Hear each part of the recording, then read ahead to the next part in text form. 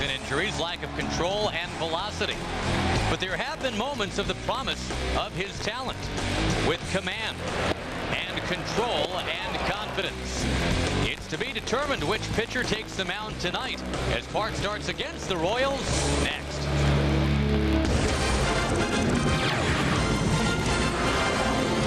Looking for some offensive support. Herbert Perry tried to provide that yesterday. He had a late home run. It was not enough. The Rangers lost to Kansas City 7-6. Trying to put the Skids out of their mind. You don't want to go there. Not with a team at 22-16. Along with Tom Grieve, I'm Josh Lewin. And yeah, Chan-Ho Park, I guess, is going to tell the tale tonight for us. Tom, if the Rangers will have their first 3-game losing streak of the year, chances are that means that Chan-Ho didn't do his thing tonight. Well, Chan-Ho, Josh, is a work in progress. I think when you look at his overall line, it leaves something to be desired. I think his last game against Tampa Bay was typical of the season. There were some bright spots, there were some negatives. He's behind with 5 runs in the first 3 innings, had a 2-run homer and a 3-run homer, but then he gets it together and throws 4 shutout innings to end the game. A glimmer of hope. Hopefully those 4 shutout innings will lead to a good start and a good game today. That's what Ranger fans are looking for, no doubt, as indeed they try to get a little closer to first place Anaheim. The Angels just are not losing. Unfortunately, the Rangers have been doing some of that of late, but they're still 6 games over 500. They've got to tame the Kansas City Royals. We'll see about that after this. You're watching Fox Sports Net. Texas Ranger Baseball on Fox Sports Net, brought to you by your Texas Ford dealers. Ford is the best in Texas. By Gatorade, is it in you? By the Progressive Insurance Group. Call 1-800-PROGRESSIVE today. And by Southwest Airlines. Over 2,800 nonstop daily flights to 60 destinations all across the country. Now the Rangers at 22-16 are still a baseball surprise in 2004, but they have fallen off their pace somewhat. They have lost 4 out of 5. Their high water mark was 9 games over 500, but again, Tom, as we talk about expectations this year, 6 games over, not half bad. 38 games in. 6 games looks pretty good. Not exactly how you wanted to get here after being 9 games over, but at this stage of the game, it's not bad. Kansas City in at 12-24. Baroa and Beltran lead it off. The Southwest Airlines starting lineup. Beltran had a big home run yesterday. So did Mike Sweeney. Juan Gonzalez, he is back in Arlington. Matt Stairs plays left. You've got Joe Randa, Ken Harvey, Benito Santiago, and Mendy Lopez. And again, very much in our scope tonight as we try to figure out what's going to happen regarding the Rangers over the rest of 2004. We got to look at Chan-Ho Park. Yeah, there's no doubt about that, Josh. I think first we'll look at the Rico scouting report on Chan-Ho Park. His last start was a win. That's good. 103 pitches. The last 4 innings were shutout innings. He had given up a couple of home runs early in that game. He's given up a lot of home runs, 5 in his last 2 games, as a matter of fact. Opponent's average, he gives up a higher average by 23, 29, 52 points to right-handed hitters opposed to left-handed hitters. You're good at math. Well, it took a little while to get there, but it's somewhere around 50 points. And I think it's obvious what Chan-Ho needs to do. He needs to be more consistent. He needs to avoid the middle of the plate with hanging breaking balls and his fastball. That's led to some home runs. He needs to be a little tougher on right-hand hitters. You got a home plate umpire, Alfonso Marquez, who's down with the program. First pitch is supposed to be 7:07. It's 7:06. Marquez says, you guys are going to wait until that clock says 7:07, and then we play ball. Not every umpire has done that, by the way. Like this. Tick-tock, tick-tock, tick-tock. Hey, play ball. Usually we're trying to play catch-up. 7:07 p.m. and here we go. Angel Baroa had 3 hits last night, and he's been promoted from 9th in the order to 1st. Still a little bit odd, Tom, to see a guy with an on-base percentage of .239 at the top of anybody's batting order. Yeah, for Baroa to be a successful leadoff hitter, he's going to have to do a couple of things. Number one, he's going to have to hit 300, or he's going to have to walk a little bit more to get his on-base percentage up. He's a terrific young player who had an outstanding year last year. but a top-of-the-order guy needs to have on-base percentage to really set the offense in motion, and potentially he's capable of doing that. Kansas City's offense woke the heck up last night. They had been dormant over the weekend against the A's, averaging 5 hits per game in a 3-game series. Yesterday they got 16. On the ground to the very steady Hank Blaylock. 1 up, 1 down. Channahoo Park, a big outing for him, as we said. We talked to catcher Gerald Laird about what he sees from Channahoo. You got to look at your last 2 outings as positive. I mean, he went 5 2/3 here, and he gave 3 home runs, and they're all solo homers. And you know, he gave up 5 runs early in Tampa and went 6 innings. So I mean, he's pitching well. He's just, you know, he's made a few mistakes, and you know, just got to kind of. I mean, he could easily go out there and put 6 innings, no runs. But you know, you're in the big leagues. You make mistakes, they're going to hurt you. Well, that's almost exactly what you said. Well, again, when you look at it, you know, you don't have to be a baseball expert to figure that out. I think it's the thing that stands out when you look at his statistics. And if you've watched him all year, which we've seen obviously every inning of every game that he's pitched, got a pretty good idea of what's worked for him and what hasn't worked for him. And I think the one thing you can say that maybe hasn't been here the last couple of years is almost every start there's a little bit of light at the end of the tunnel. He's either had excellent velocity in some games, he's made a lot of good pitches, got hurt by mistakes in other games, but there's always been something that you can point to that was positive in every start. But to really be successful and be what the Rangers need, he's going to have to put it together and start pitching 7 innings, giving up 2 or 3 runs, get some quality starts, get some wins under his belt, and become a dependable starter. I don't think anyone is looking for him to return to the glory he had with the Dodgers. That'd be great if that happens, but you just have to be a guy that can go out there and throw 200 innings, win 15 games, and keep your team in ball games. That's what he's shooting for right now. If it gets better than that, that'll be great. There's another mile-high pop-up. Perry has got it right over by the dugout rail. Herbert Perry in there in place of Mark Teixeira tonight. Tex got hit by a pitch yesterday in his day-to-day. Gerald Laird is doing the catching. Laird had another caught stealing that he could put on his resume yesterday. And you see Lance Nix back in the outfield mix. He is playing center field. Rangers go with 2 lefties in the lineup tonight, Nix being one of them against the Kansas City lefty Jimmy Gobble. Mike Sweeney bashing the first pitch into right. Last year, he was a .520 hitter against the Texas Rangers. Yesterday, he was on base 3 times, including his 5th home run of the year. Well, if you can keep Sweeney to that type of a swing on that type of a pitch, you'll be all right.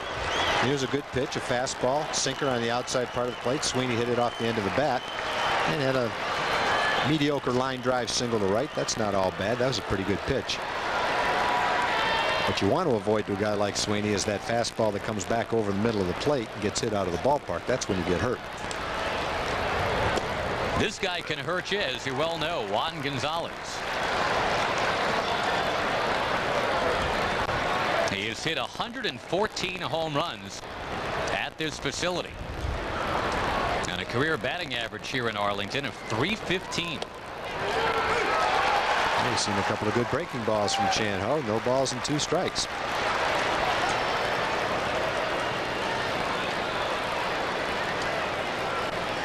Channahoo having allowed 10 home runs this year, up at the top of the American League. Of course, Juan can hit a home run or 2. They'll just poke this one towards center. Lance Nix locks it up. Channahoo Park is out of the first inning. And the Rangers looking to rev it up when we come back.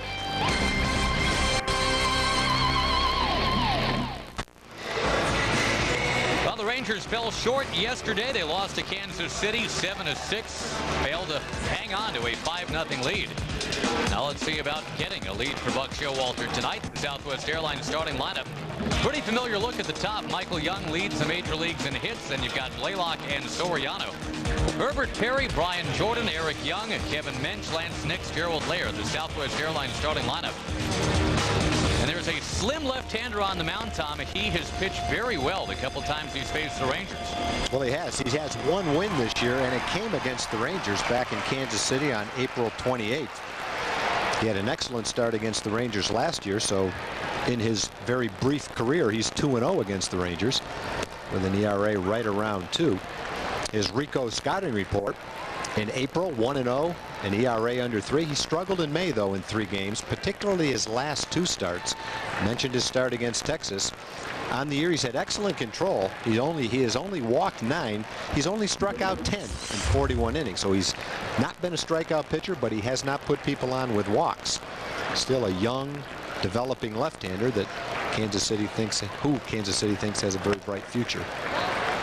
Well, that start you mentioned here at Ameriquest Field in Arlington last year was sullied only by this guy. Michael Young hit a leadoff first-inning home run. That was the only earned run allowed by Jimmy Gobble all night. Young with a smash, but it's grabbed at third. Joe Randa up and throws him out. The rest of the way defensively for the Kansas City Royals. Benito Santiago. He's thrown out only 17% of attempted base stealers this year. We showed you Gerald Laird has thrown out 48. Juan Gonzalez out there in right. Blaylock serves one out towards center. He continues to swing early in counts over the last couple of weeks. And Hank now just 1 for his last 21.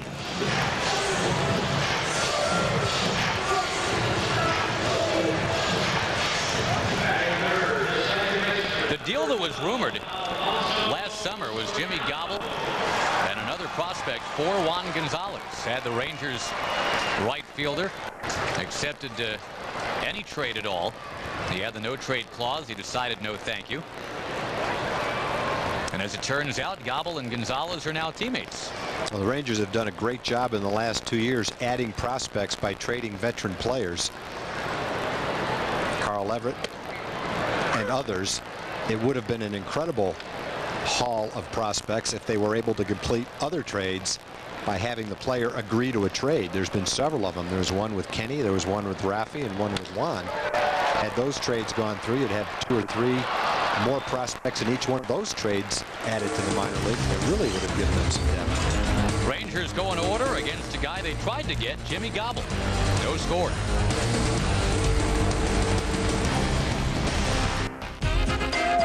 You're watching Fox Sports Net. No score, second inning. We say hello to Jim Knox. All right, thanks, Josh. You know, nice crowd here in the Fox Box tonight. Of course, Decker Dog Night always helps. Where are you guys from? What's your name? Benbrook. Benbrook, okay. Daryl Barnes. Okay, Daryl. Barnes Tree Service. There you go. Way to plug that tree service. Now, I see your hot dog, you're empty tonight. How many are we planning on getting tonight? I'll probably eat at least 25 before I'm out of here. All right, well, good luck on that. Now, what we're doing tonight, listen up, college baseball fans. The Big 12 baseball tournament coming here to Ameriquest Park Memorial Day weekend. That's right, Friday, Saturday, and Sunday. You can sit in section 13 for just $24 the entire weekend. All you have to do is call the number 817-273-5100 for $24 weekend pass to the Big 12 baseball tournament. 5201, that's the number, 817-273-5201. So call now. You'll see some outstanding baseball here, college baseball that is, at Ameriquest Field. Josh? All right, Jim, thank you very much. Unfortunately, the Chanahoe Park experience here in the second inning. The Chanahoe Park experience always seems to include 1 hit batsman a night, no extra charge. Never more than 1, mind you, Tom, but just 1 a night. You never know when it's going to happen. Well, the good part is it happened early. Maybe he's gotten it out of the way. But it comes out of nowhere. Pitch will be about 3 feet away from the strike zone. That time it was Matt Stairs that got it in the leg. Matt Stairs, who hit a 3-run home run yesterday to the opposite field of all things. Runner goes. And a ground ball to third for Blaylock. No chance to get Stairs. Plenty of time to get Joe Randa. Now running Stairs at first base certainly saved a double play for Kansas City and put a man in scoring position. I guess he couldn't have been hurt that badly by the hit batsman then. He probably still feels it, but once the adrenaline starts pumping and you're running the bases, you probably don't notice it very much. Across the American League, Tom, guys are getting plunked at a record rate. Channahoo Park has just hit his 6th batter of the season. Bronson Arroyo of Boston has also hit 6. And the Devil Rays' Victor Zambrano has hit 8. This is only, what, May 19th? Well, hopefully it won't be Randy Johnson that starts hitting them, or they'll really have some bruises. He wasn't hitting anybody last night. All he was doing is hitting the catcher's mitt. And not exactly nice and easy either. 98 miles an hour in the 9th inning. Ken Harvey couldn't get it. 0-2 the count to him. If you haven't heard, Randy Johnson, the 17th perfect game in Major League history, got it done at the age of 40.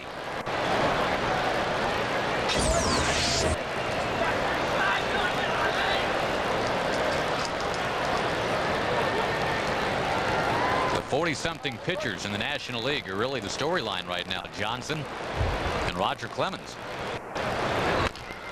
Yeah, it really says something when the 2 best pitchers in the league are 40 years old. Not that there's not a lot of good young pitchers in the National League, but when you look at the perfect game and Roger Clemens at 7-0 and an ERA under 2, you'd have to say at this stage of the season they are the 2 best pitchers in the National League. I'm looking at the American League ERA leaders, Tom. Freddie Garcia, whose ERA was around 5 last year. Then the Rangers' Ryan Drees, whose ERA was close to 7 last year. We saw Freddie Garcia, and I'm not sure if that's the way he's thrown against everybody. Park drops the glove and throws out Ken Harvey. Not sure why he dropped the glove. Maybe it wasn't on his hand the right way, but he knocked it down. Got a break with how it bounced way up in the air.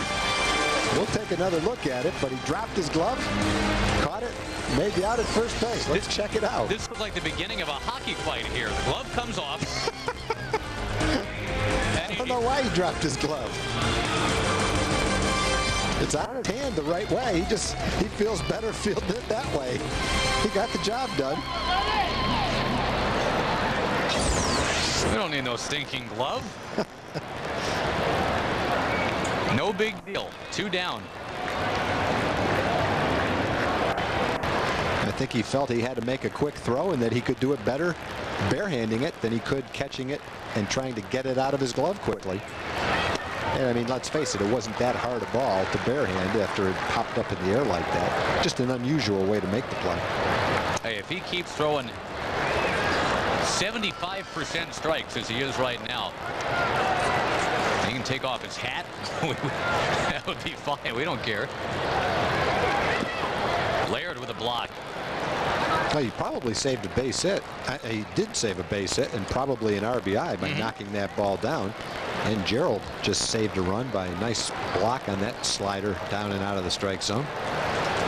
Gerald has done a great job behind the plate. We've already showed how well he has thrown runners out this year, 48%. If he can keep doing that all year, Buck Showalter and the staff will be thrilled with that performance. 1-1 on Santiago.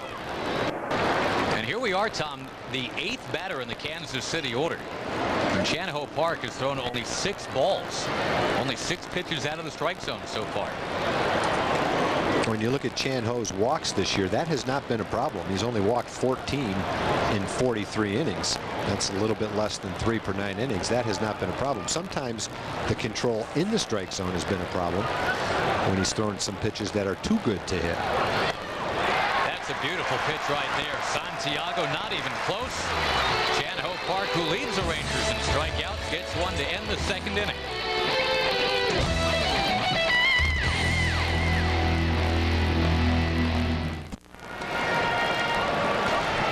Folks, stay tuned for tonight's Dodge Grab Life by the Horns feature. We'll be chatting it up with Ranger manager Buck Showalter. Buck's got the Yankees coming into town this weekend, the team he used to manage and managed very well. Some huge crowds expected as the Rangers entertain the Yankees for the first of 2 series here at Ameriquest Field in Arlington this year. The Yanks will come back in August as well. A pretty good crowd tonight. Yeah, Decker Dollar hot dog night tonight.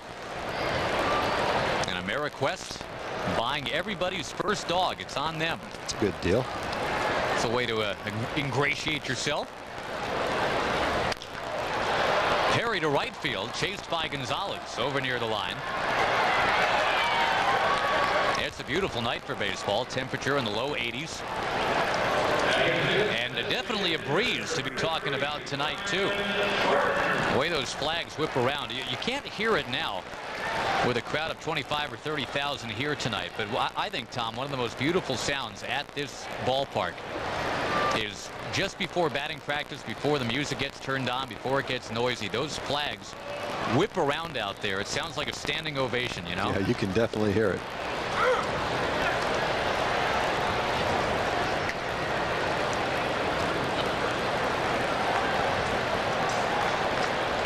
Brian Jordan made some solid contact last night, but that batting average of 103, he knows has got to come up significantly. There's Baroa. That makes Brian 4 for 40 as a Texas Ranger. Rudy Jaramillo says that, you know, Brian is still bouncing back from that knee injury, and this is essentially spring training live for him. And a reminder, with the Yankees coming in, that is part of the coverage that you'll see here on Fox Sports Net. 7 p.m. You've got a Joaquin Benoit Kevin Brown matchup Friday at 7. The former Ranger Kevin Brown 5-0. Got to be fun watching Kevin Brown pitch in his old ballpark. I haven't seen Kevin in person since he left the Rangers. They say he's still a little intense. I would certainly expect that from Kevin. There's a few instances when he was here where, let's say, he would show his anger after a frustrating game, maybe smash a water cooler, maybe smash a coffee pot, a coffee machine, maybe even kick a hole in a door. There's some days like that. I heard anything made out of porcelain had no chance. One thing Kevin never did, though, he never complained when he had to pay for it. He wrote the check and moved on. He could take out a porcelain factory with what he's making, still be okay. That's right. No score. End of 2, the Rangers and the Royals.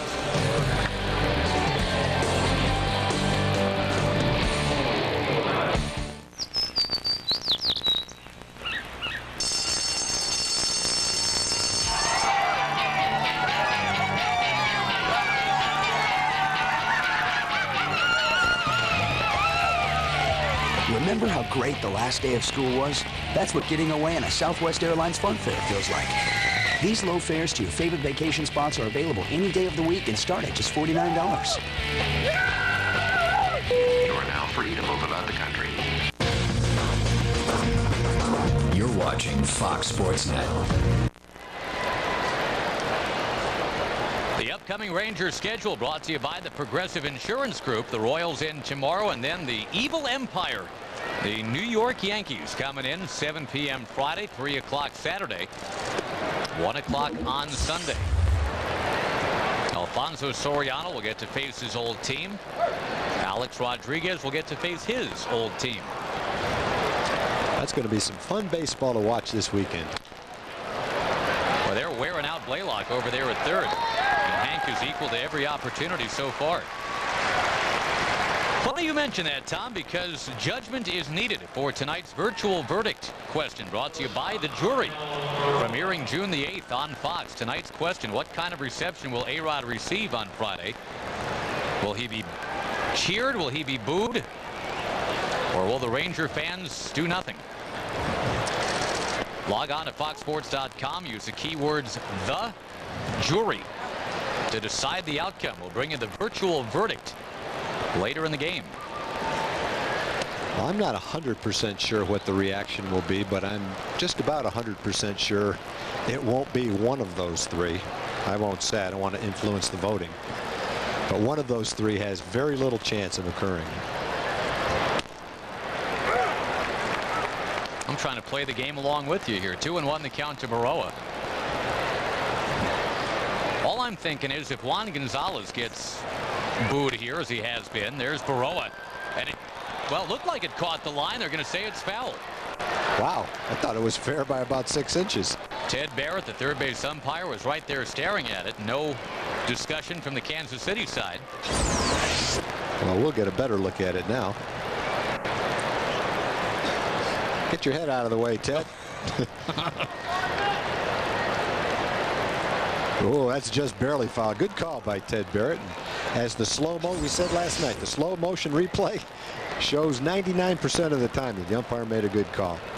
Well, I'm looking at the umpire's media guide right now, and since it says Ted Barrett's hobbies include boxing, weightlifting, and riding Harleys. If that was fair, I still would have agreed with him. Good call, Ted. Anything you say, buddy. Well, we're always trying to prove the umpires wrong by showing our slow motion replays, but we can't do it very often. Angel Berroa. Deep and gone. That's fair. And that is Berroa's second home run of 2004. A rocket to left field. I wish it was fair now. Yeah, would have rather had the double than that. Well, we're talking about Berroa and how he fits as a leadoff hitter. Last year he only walked 29 times and 570 at bats, but he hit 17 home runs and had 28 doubles. He may be a guy as he matures and gets stronger that is a better middle of the order guy than a top of the order guy. I don't know what his on base percentage is going to grow to. He just may be a guy that fits better in the lineup in an RBI slot because he's got some power. Last year's Rookie of the Year. He's only 170 pounds, Tom, but he's strong. He's been known to walk through the Royals clubhouse on his hands. You got to be strong to do that. Yes, so.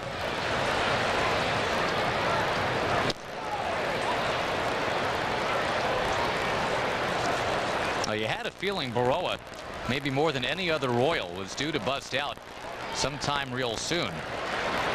He came into this series hitting just 197, had 3 hits yesterday.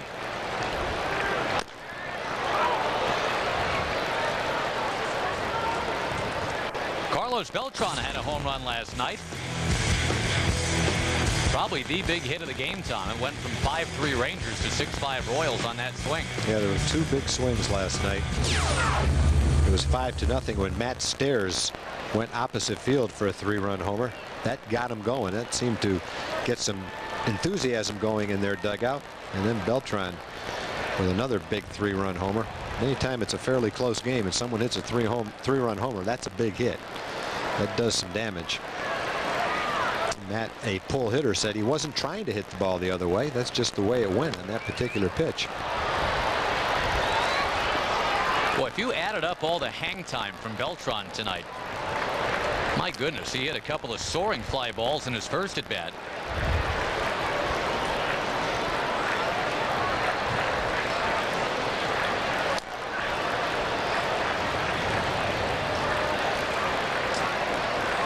Parks got him 2-2 here.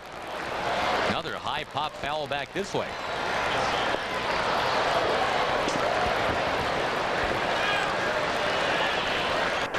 "7-6 was that final yesterday. Texas letting the 5-0 lead get away. It was the Royals' 4th road victory of the year. That's it.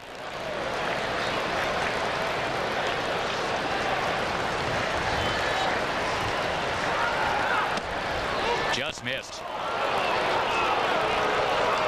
And Chan Ho, the way he stabbed at that ball when he got it back from Laird, I think tells you all you need to know about what he thought about that call. Well, it came back. You know, Gerald's got his glove on the inside corner, and that's one of those balls that starts out inside and then tails back and tries to catch the inside corner. If it missed, it didn't miss by much. He threw it just where he wanted to. And he lets that one get away. And Park still glowering in at that home plate umpire, Alfonso Marquez. Well, you know, you've got a great hitter up there in Beltran, who's tied for the league lead in home runs. And you're pitching him tough. You're trying to make a perfect pitch. And when you feel like you did make that pitch, it's a little bit unnerving not to get the call. I'm not saying it was a ball or a strike. I can't tell from our angle. Chan Ho thought it was a strike, and you can understand why he'd be a little upset about it. Especially to a guy like Beltran. Feel like you've got him struck out. Now you've got a guy on first base that's a definite threat to run. And a guy at the plate that's a definite threat to hit, Mike Sweeney.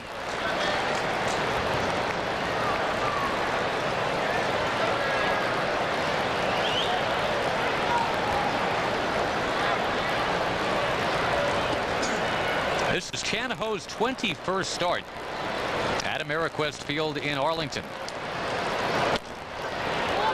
And through the first 20, Tom, his ERA 6 1/3.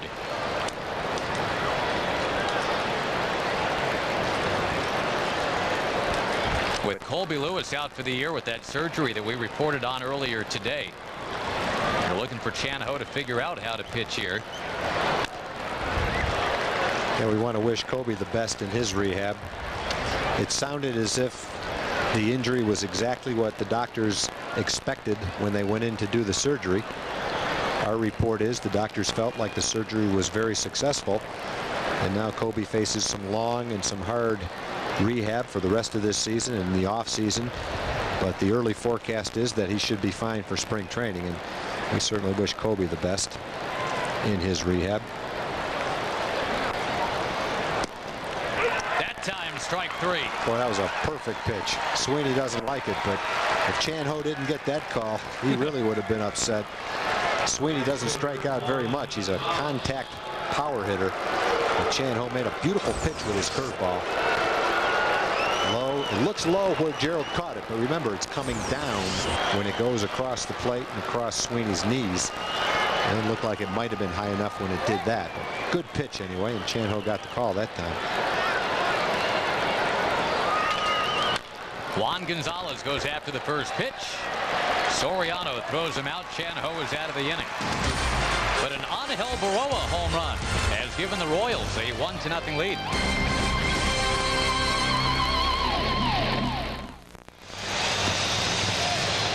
Folks, tune in tomorrow night before the Rangers are playing ball at 7:05.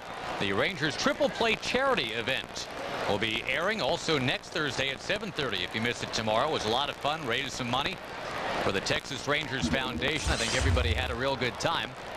And if you weren't able to make it, you want to see the players with their hair down, so to speak. Although Kevin Mench has no hair, so he's a bad example. But everybody else just kind of letting loose and being themselves. That is at 6:30 tomorrow night. We'll give you an example of the frivolity momentarily. Here you go. Oh no, that's not frivolity, that's bad piano. Name that tune right here.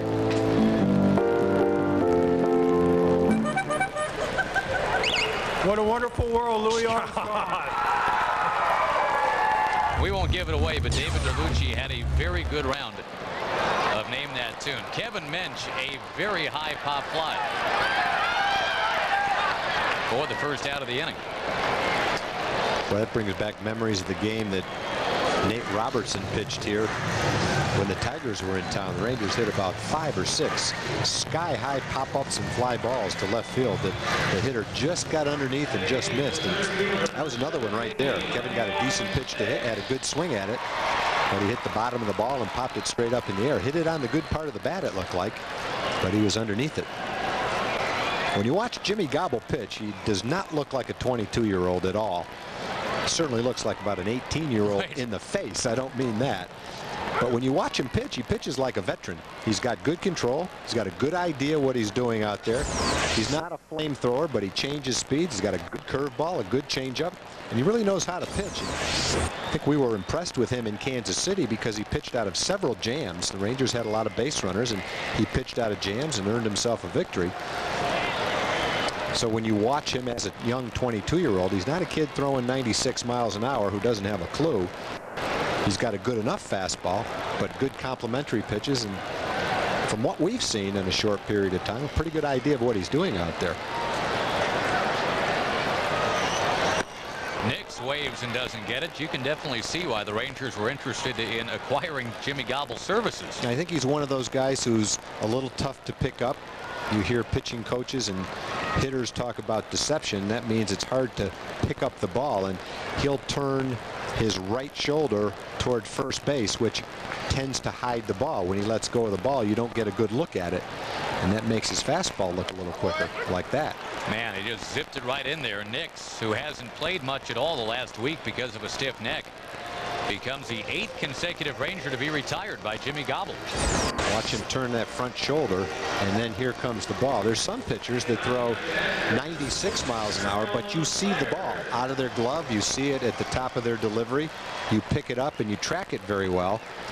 And the velocity itself, except in rare cases, is not what gets the hitter out. It's the location of the pitch and how tough it is to pick up. And Gobble looks like one of those guys that's a little bit tough to pick up. Laird will make sure there is no Randy Johnson redux tonight. Jimmy Gobble about half the age of one big unit. Gerald Laird singles up the middle, and there will be no live cut-ins nationally tonight. Gerald Laird continues to lead American League rookies in batting average and in runs scored. He is having a very nice first full major league season.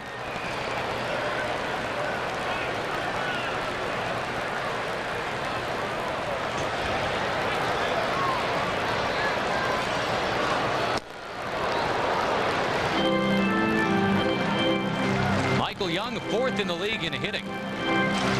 But like his good buddy Hank Blaylock, it's been a tough sledding the last week or so. Still, Mike is leading the majors in hits and in total bases.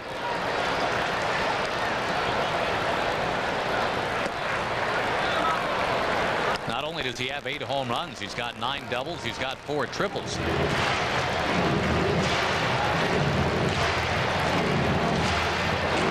Been mashing lefties, Tom. Second best in the league against left-hand pitching, batting .436.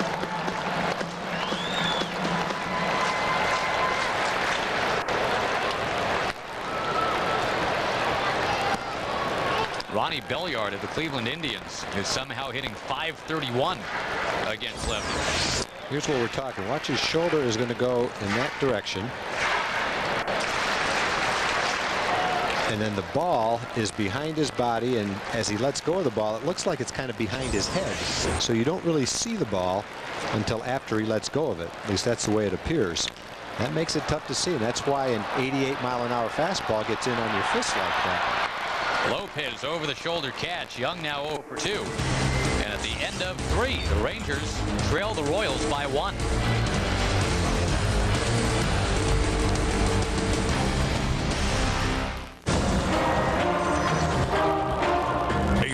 Makes his return to Texas.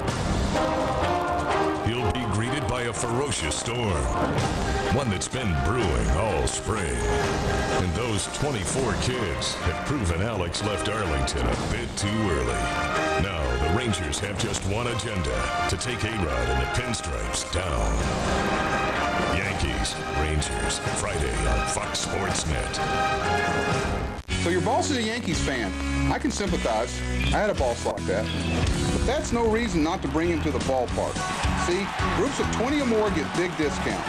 So you can bring the whole office and surround him with Rangers fans. Plus, our special group cap games mean he could walk out wearing the tee whether he likes it or not. So call 817-273-5100 and bring your group to see our exciting young team for as little as $2 each. And if there's a couple in the bunch who like Pedro or Ichiro, we'll let it slide. Fox Sports Net and Briggs & Stratton would like to congratulate Dalton Dry, age 9, winning the Diamonds in the Rough contest, $5,000 of field improvements for University Little League Field in Fort Worth. Congratulations, Dalton. And at this beautiful field, Ameriquest Field in Arlington, some decent defense being played both ways tonight. The only run of the game on an Angel Baroa home run.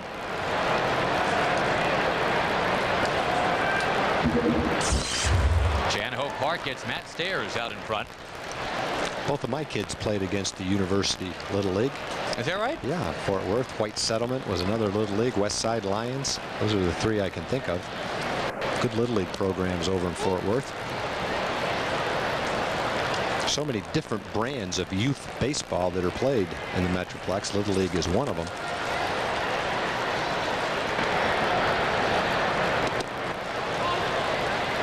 Nice little run towards Williamsport not too long ago. They did.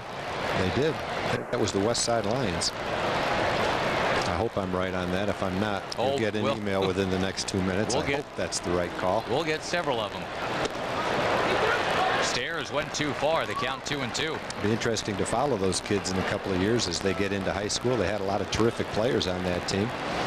See how many of them go on to high school and how they do. That should be strike 3. Should be, and it is on appeal.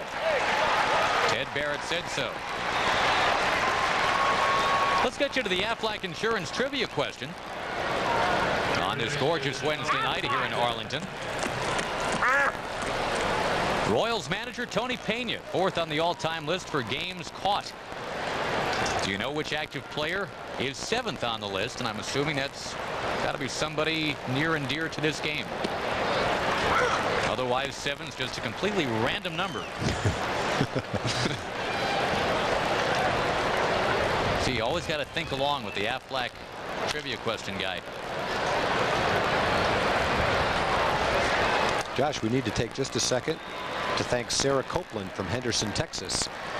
Sarah listens to all of our ball games, watches all of our ball games, even records them when she can't see them. Cool. But most importantly, she sent us a huge bag of cookies today, and we appreciate that.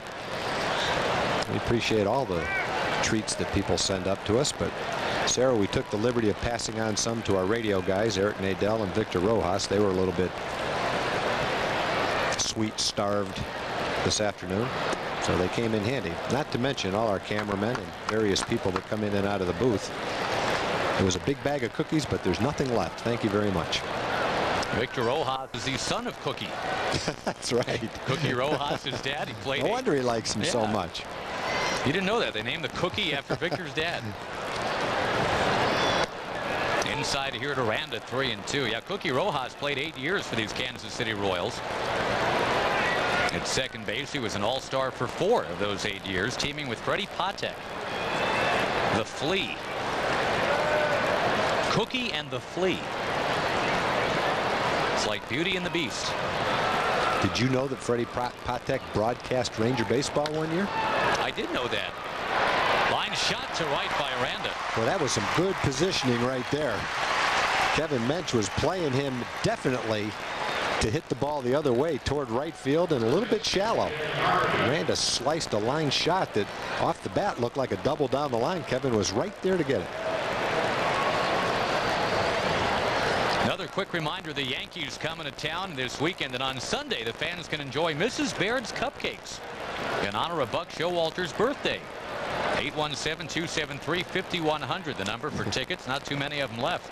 Never had 50,000 people come to my birthday. How about you? Never had to cook 50,000 cupcakes either. That's quite a party. Happy birthday early, Buck. Beat the rush. Say that now. It sounds like it could become an annual event. Well, I tell you what's been a nice thing going on tonight. Chanahoe Park pretty consistently ahead in the count. Yes, he is. He's throwing a lot of strikes, and he's mixing in all his pitches. He's had a good assortment of off-speed pitches. He's just given up the 1 home run. But he's made a lot of quality pitches, and it looks like a good start so far for him. Ken Harvey on 0-2. Smokes it into left center field. And the Kansas City Royals now lead the game 2-0. Well, they did a lot of no-ball, 2-strike hitting in last night's game, too. It looked like a changeup that Chanahoe definitely missed his location with. No balls and 2 strikes. You're probably not trying to throw a strike, or if you are, you're trying to make a perfect pitch.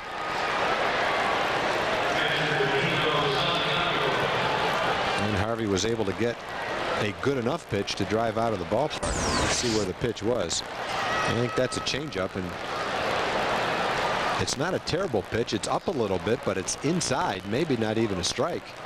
So in some cases, you just have to give the hitter a little bit of the credit to be able to hit that pitch out of the ballpark. I don't think many people are going to hit that same pitch out of the ballpark. And Tom, by my count, that is the 5th time in this series already that the Royals have a hit on an 0-2 count. Yeah, I didn't know how many it was, but I remember last night we said it a couple of times. No ball, 2-strike hit. Ooh, and that one going behind Santiago. And Santiago made a move towards Chanahoe. Will there be a warning here? That's the second hit by pitch of the game. But again, Chanahoe has been hitting a lot of people this year, and last year for that matter. Well, you know, you can't blame Santiago for feeling that way after a home run is hit. On the other hand, you're right. We've seen Chan Ho Park, and from time to time, in situations where you know he's not throwing at anybody, a ball will get away from him, and we've seen it a lot. And in our mind, there's nothing intentional at all about that pitch, but from Santiago's point of view, you can understand how he might feel differently, especially when the ball is that far inside. And again, a guy that's been making a lot of good pitches. He's been right around the plate, and all of a sudden you throw a ball behind the guy and you're the hitter. It's pretty hard not to think anything other than what's going through Santiago's mind right now. But that's just a ball that I don't know what happens on those pitches, but he might throw 15 or 20 pitches right around the plate, and then all of a sudden one is 5 feet out of the strike zone, and I'm not sure how to explain that. You could read the home plate umpire's lips. Alfonso Marquez said to Chan Ho, that's a warning. And then said the same thing to the Ranger bench and the Royal bench. The problem for Chan Ho is if it happens again, one gets away with him, he could get kicked out of the ball game.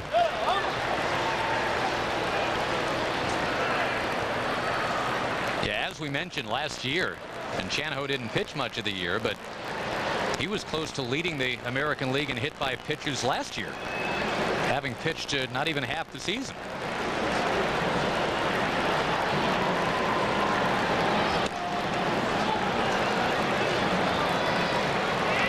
His hit by pitch totals were always on the high side in LA. But as a Ranger, he has plunked an average of close to a batter a game, and in this game he has hit 2. Well, some pitchers are just plain mean and like to hit guys. Others try to pitch in a lot and balls get away from them just a little bit. They're trying to hit the inside corner and they miss a little bit and it'll nick a hitter. But I don't think that's the case on either point with Chan Ho. I just think he throws some pitches that just totally get away from him. I don't know if they slip out of his hand or exactly what happens. Well, now he walks a number 9 hitter on 4 pitches. And you know, there's no masking this either, Tom. The fans, it just seems, have an increasingly short fuse with Chan Ho Park. I mean, other guys will give up an 0-2 home run. That's not the first time that's happened. And you don't hear that wave of dissatisfaction coming around, but I think there's higher expectations with Chan Ho than there are with some of the younger pitchers. I mean, he's got a big contract, and there were good things, at least good things hoped for when he got here. It hasn't worked out for him yet. He's working hard to change that, but you can understand the impatience on the part of the fans too. Chan Ho's going to get a visit from Orel Hershiser, his one-time teammate with the LA Dodgers. And you don't want the game to get away from you right here. I mean, up to this point, he's given up a couple of home runs, but he's pitching well enough to be in this ball game, and you don't want it to get away from him right here. Folks, tonight you've got IMAX, Max Kellerman going toe-to-toe with Kings owners Joe and Gavin Maloof. Plus, Max takes on the world to find out if Randy Johnson is the best left-hand pitcher of all time. Don't miss an all-new IMAX tonight at 10:30 on Fox Sports Net. Baroa shortening up, and he takes a strike. I don't know if he's the best left-hander of all time, but he's certainly one of the 4 or 5 best left-handers of all time. And when you look at his record when he's all over and done playing, he may just be the best left-hander of all time. I don't know. Steve Anytime you think of left-hand, yeah, you think of Steve Carlton and Sandy Koufax right off the bat. Ground ball to the hole for Michael Young. He spins it across to Soriano just in time. And the inning ends with a couple Royals stranded, but there was another home run. Ken Harvey hit it out. Blaylock comes up with the Rangers down 2.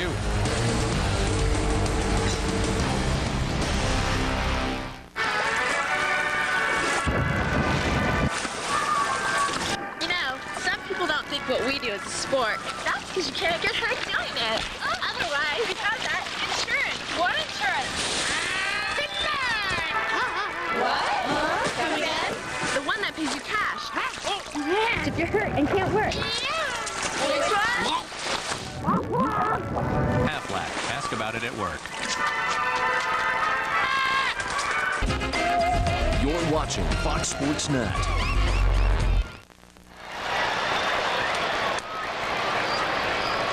Tony Tony Peña's Kansas City Royals lead by 2, and Jimmy Gobble goes back to work. Hank Blaylock trying to bust out of a slump, just 1 for his last 21. But as we mentioned during the pregame show, Hank is still swatting home runs over the last couple weeks. 4 for his last 30 or so, with all 4 hits being out of the park.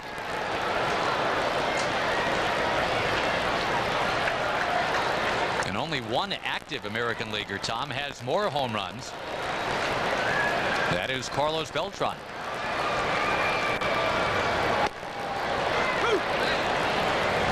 Troy Gloss also has 11 to Hank's 10, but it looks like Troy Gloss is going to be out for a little while.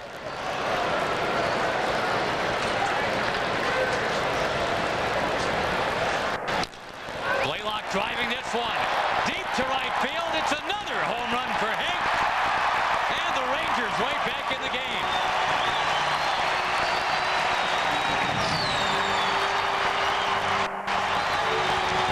Those poor guys never got to do the lasso dance last night. They unleash some pent-up frustration. So does Hank. Well, one thing about Hank, he's not going to stop going up there and being aggressive. He's been in a little bit of slump.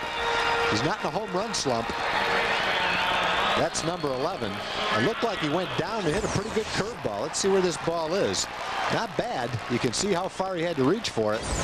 And when you watch him follow through, you wouldn't have thought that ball almost went over the seats down the right field line. That is a long home run. Let's see exactly where it does go. Well, about halfway up, I guess. And a good job of hitting by Hank against the lefty. Once again, a hard hit ball to third base, but Joe Randa will throw out Soriano. Herbert Perry coming up next. We'll get you back to the Aflac trivia question for tonight. We talked about Tony Peña being up there on the all-time list of games caught. Which active player is 7th and on the move? Up that list towards Carlton Fisk at the top. The man catching for Tony Peña, Benito Santiago. Well, Santiago has been vocal about his desire to break the all-time record. And even though he's up there in years, if you look at his face, you can tell how old he is. But if you look at his body, there's no way you can tell how old he is. That is a strong-looking guy. And I don't mean he looks like he's old. He just looks like he's as old as he is. He looks like he's experienced. Yeah. He doesn't look like he's 50 or anything like that, but he doesn't look like he's 20. He doesn't look like he's 25 either. The point I'm trying to make before Benito gets upset with me is the fact that his body is in incredible shape for his age.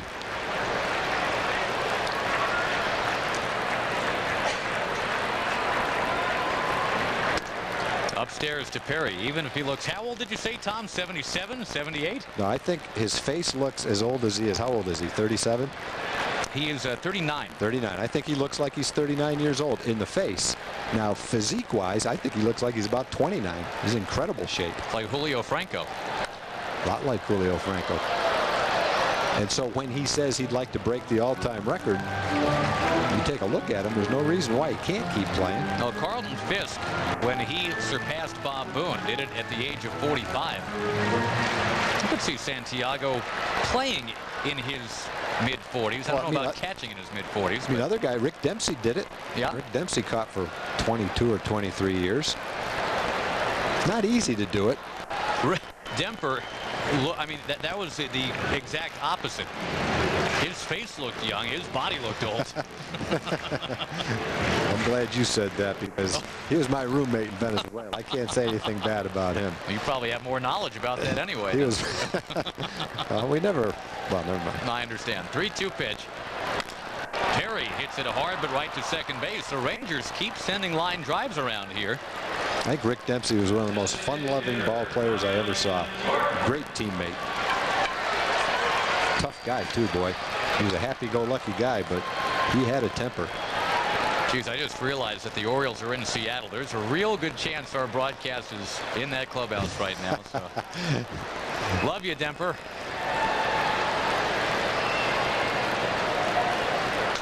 Native Baltimorean Brian Jordan with a comebacker for Jimmy Gobble.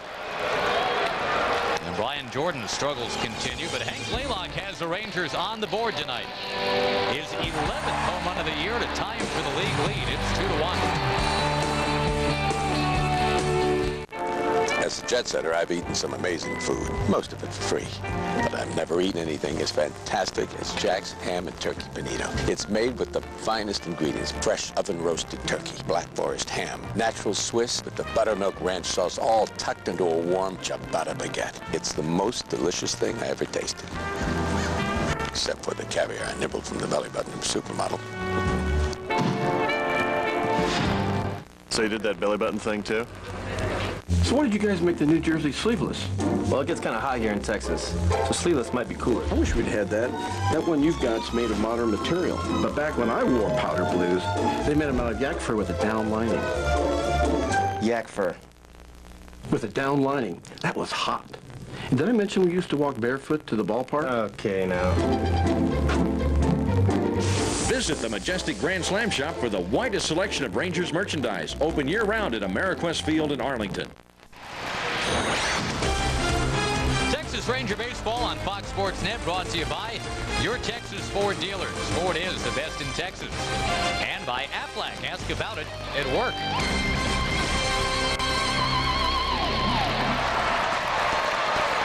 Rangers back to within 2-1. And Carlos Beltran hits the first pitch of the inning on the ground. Whoa, get over there. Yeah, Carlos Beltran diving in, and that was a lot closer than you thought it was going to be. Well, Beltran can fly, and he was hustling. You think you've got a little more time than you really do. You got to remember who the runner is, and you can see Beltran's going for it. And Chan Ho has to take a couple of quick steps right at the end and make sure he beats Beltran. Boy, that's some hustle right there. Although, let me ask you the question that always seems to come up. Why they headed first slide on that one?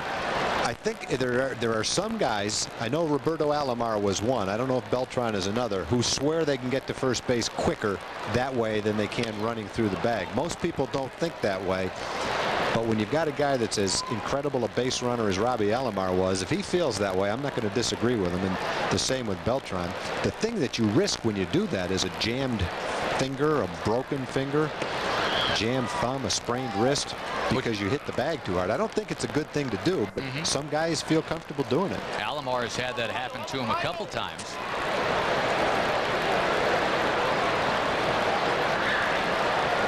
Again, I maintain the moment that I see a track and field guy do that a guy, you know, in a 100-yard dash or something like that, does a swan dive for the tape, that's when I'll start believing it's the play to make.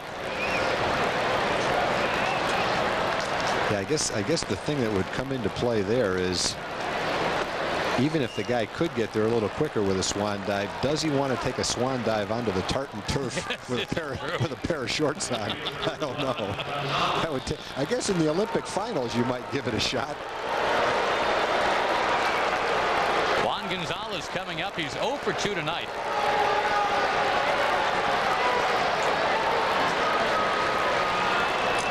Boy, and you sure don't hear a lot of people celebrating his 2 MVPs that he won as a Texas Ranger at this ballpark. I think one of the best base running instructors I've ever seen has been Maury Wills, and Maury Wills will vote against the head first dive. I think he likes to go through the bag just like a sprinter would go through the finish line.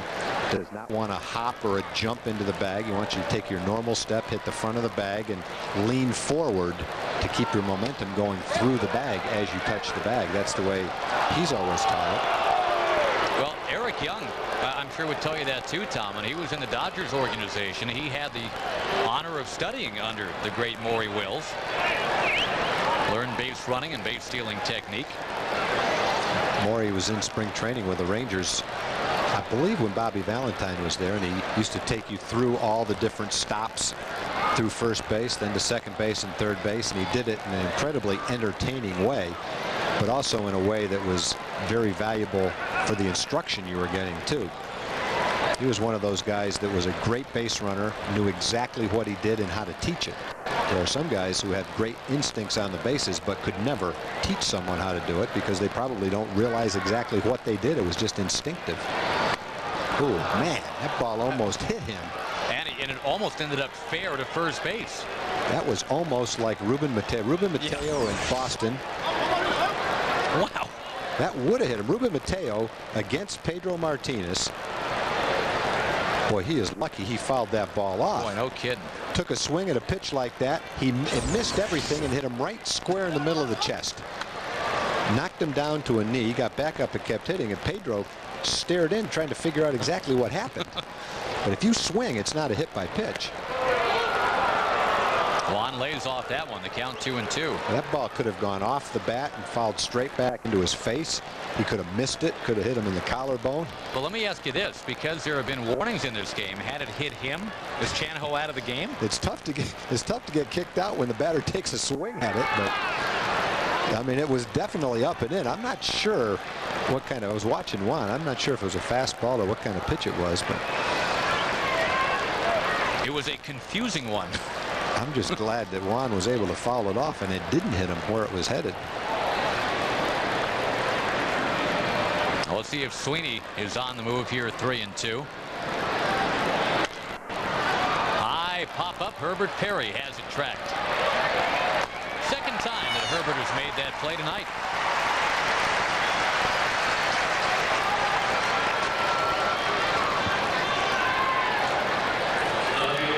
In a 2-1 game, all the runs have scored on solo home runs.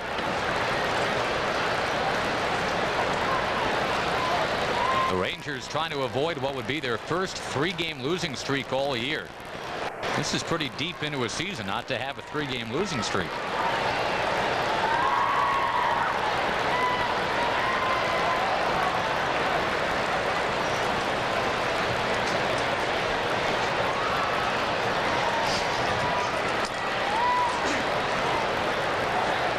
Stairs was hit by a pitch in the second inning, then struck out in the fourth.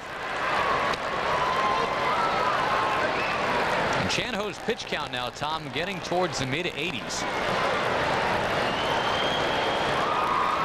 With 2 out here in the 5th inning.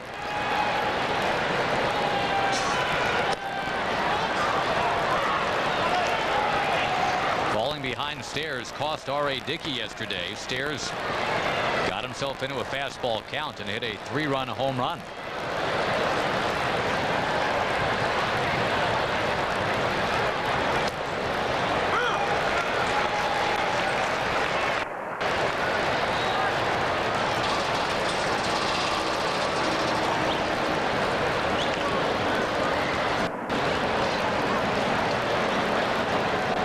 Stairs, a Pittsburgh Pirate last year. Had some real good years with the Oakland A's. Well, my partner's son was having a Rookie of the Year season for the Oakland A's. Yeah, Matt, for a couple of years with Oakland, was a middle of the lineup, 30 home run, 100 RBI guy. Had a nice comeback with the Pirates last year. Had a good, solid year and led to a nice free agent contract with the Royals. He makes no bones about it. He's not up there trying to line a single to left field. No. I guess whether he says that or not, it's pretty obvious just watching him that he's not trying to do that. Takes a cut, fouls it off. By the way, Stairs' team from last year, the Pirates, lost to San Diego today 6-3 in the first of 2. The Braves still have not scored on the Diamondbacks going back to yesterday, but they do have 6 hits. They're trailing 4-0. Luis Gonzalez has hit his 11th home run for Arizona.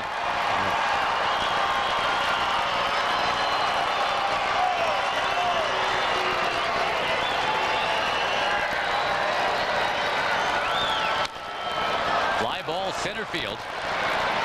Lance Nix in left center will put it away. And Chanahoe Park out of the inning. The Rangers now looking to tie or take the lead when we come back.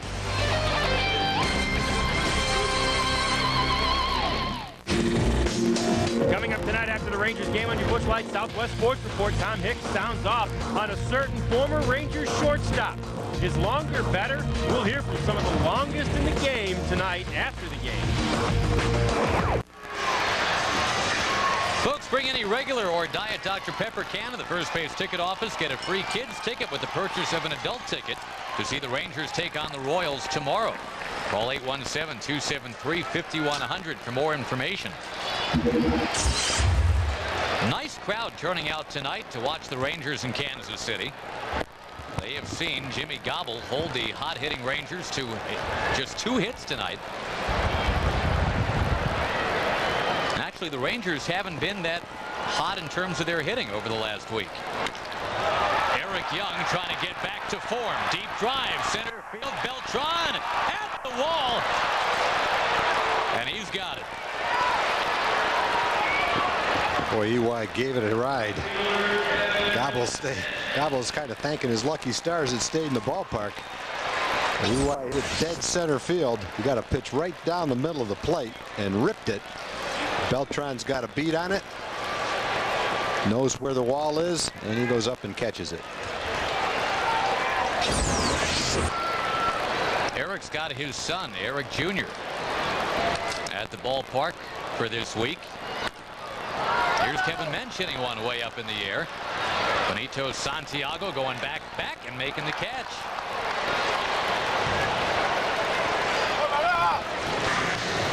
So that's 5 in a row set down by Jimmy Gobble after the home run by Blaylock.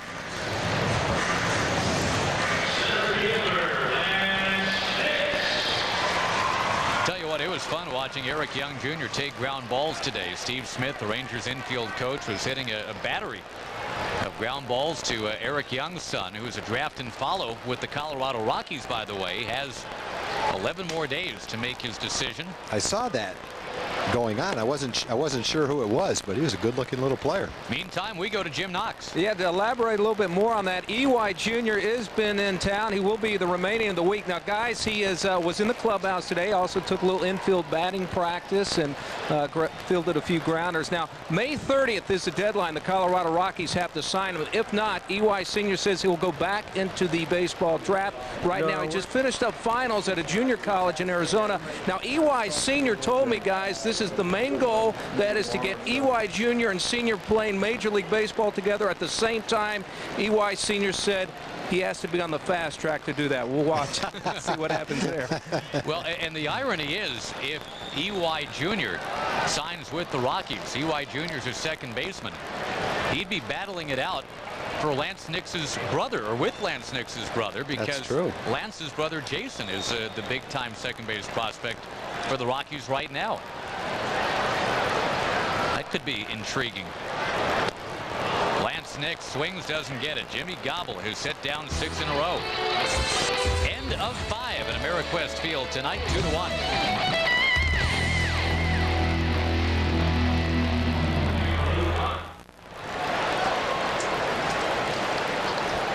Folks, you can be a Texas Rangers honorary bat kid. Kids 6 to 14 can register for a chance to win at the Powerade display at participating Kroger stores.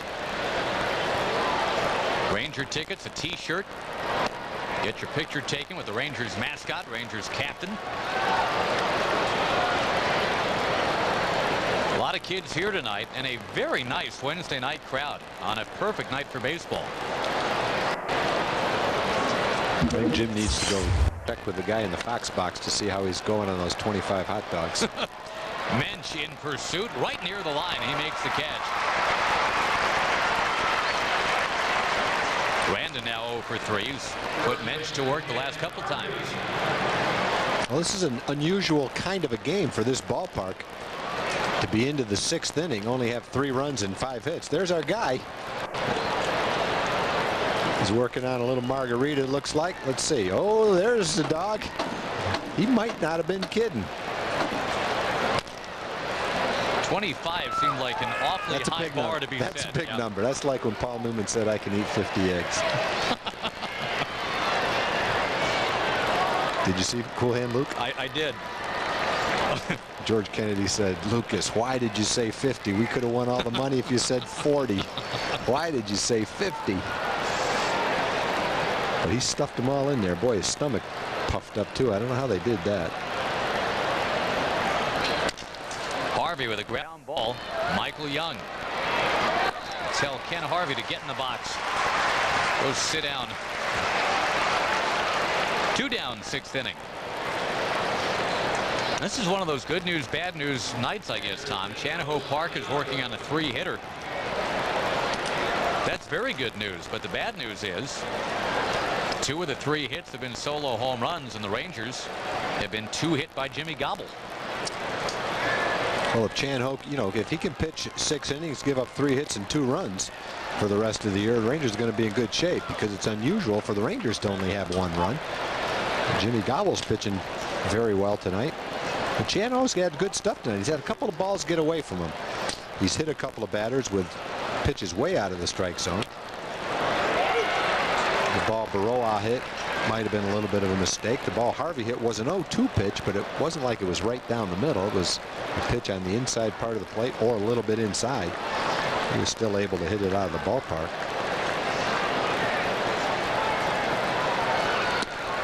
One ball, 2 strikes now to Santiago.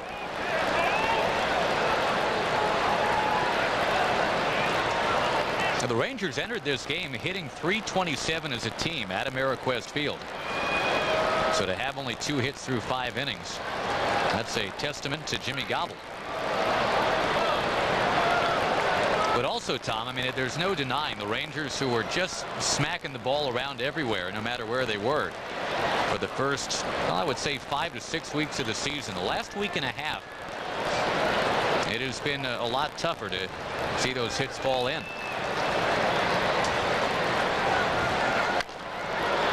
Little looper. Santiago is retired by Soriano.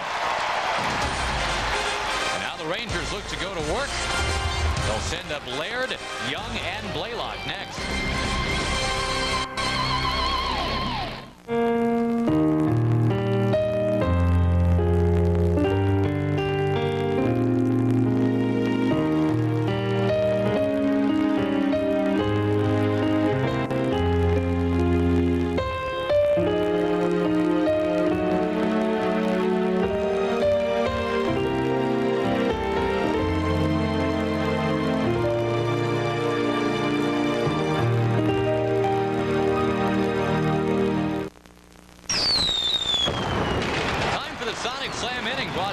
Sonic, the jackpot worth $700 plus tickets to a Ranger game and dinner for 2 at Sonic.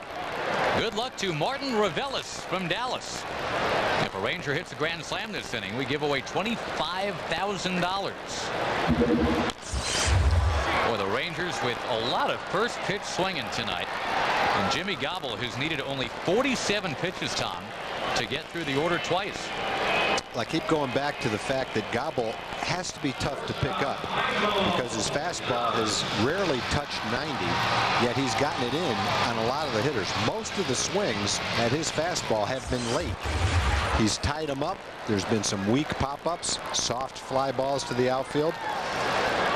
And you just have to think, as a hitter, the ball's getting in on you a lot quicker than the radar gun would indicate, which means he hides the ball, and it is tough to pick up. Just an observation. Be interested to see what the hitters say after the game, whether or not that's the case or something else. And for a kid that's 22 years old, he's got a pretty good idea what he's doing out there. Young will spray one towards the crowd. Michael Young has been hitting very well at Ameriquest Field in Arlington now for the last couple of years. On the Ford leaderboard, Dallas's Lou Ford. Is that the first time we've had a guy named Ford leading the Ford leaderboard? Probably is. What a year he's having for this win. I know Ted Ford was never leading on that board. Dan Ford might have been at one time. Michael Young, base hit left field. Some good karma from the graphic.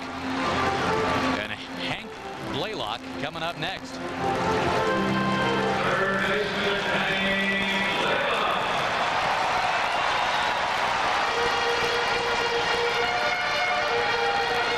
Hank Blaylock last time up sent one deep into the right field corner, and that's why the Rangers are not being shut out tonight.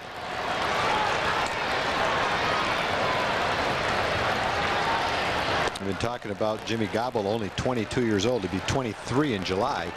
On Saturday, the Royals are going to call up a young pitcher, Zach Greinke, #1 draft choice just a couple of years ago out of high school. He'll only be 20 years old. They've only had a couple of pitchers younger than that pitch for them. Brett Saberhagen was one, and I was reading an article about him in the Kansas City paper today. And The scouts that have watched him a lot for Kansas City say he's a cross between Saberhagen and Cone, which makes him quite a prospect. But at age 20, he'll start on Saturday against Barry Zito in Oakland.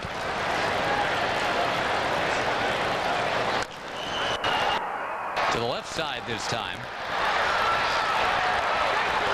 Tonight's Chevron clean out of here home run. It is the one Ranger home run tonight. Hank Blaylock last time up. That time his body was out in front of that, but he kept his hands back until the last moment so that he still had power behind his swing, and he was able to hit a home run. If your hands come with your body, there's no way you can hit the ball out of the ballpark. You keep your hands back, though, you've got a chance no matter what your body does. Ripped! Base hit right field. That ball was hit so hard that Michael couldn't get past the ball. He had to wait and sidestep the ball. That's why he couldn't get to third base on that ball. Harvey also trying to make a play on it at first base. Yeah, if you're Michael Young, that's like stepping into a crosswalk only to see a car not slowing down. He had to just jam on the brakes. Yeah, Hank ripped this pitch, and you don't want to get hit by it, or otherwise you're out. So maybe Blaylock is emerging from this little mini slump that he had been in. Having been 1 for his previous 21, he is now 2 for his last 2 off a tough lefty.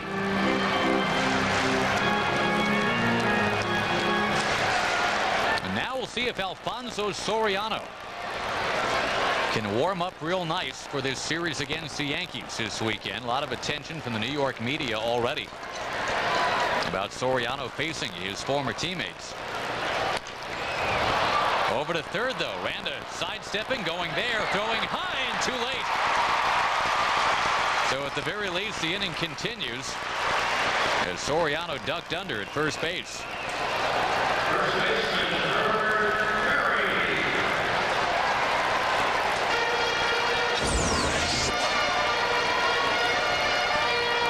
Gobble again, changing speeds, keeping the hitters off balance a little bit. Got Soriano out in front, and he just tapped it off the end of the bat. Randa made that play in yesterday's game, tagged third and threw to first, but Soriano wasn't running. Well, let's see if Herbert Perry can save the inning. He's hit a couple of line drives in this game, but he's 0 for 2.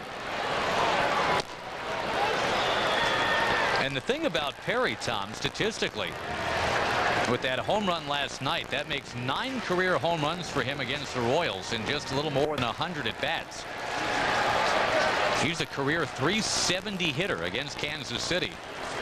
So for whatever reason, no matter who the other pitcher is, if they're wearing a Royals uniform, this is where Herbert does his best work. A little more of work right here would help.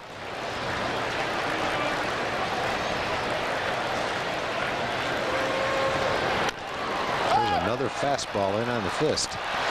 And it's popped towards the seats. Santiago, thankfully, is out of room.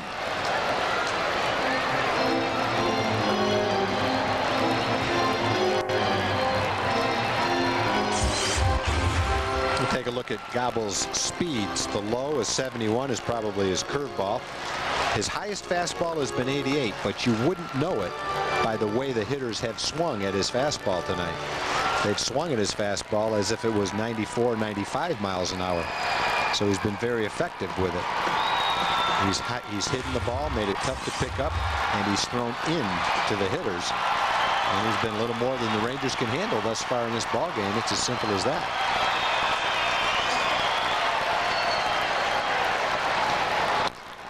On the ground, there's time for Berroa. And the Rangers strand a couple here in the 6th inning. Jimmy Gobble continues to be the story here in Arlington tonight. The Royals lead 2-1.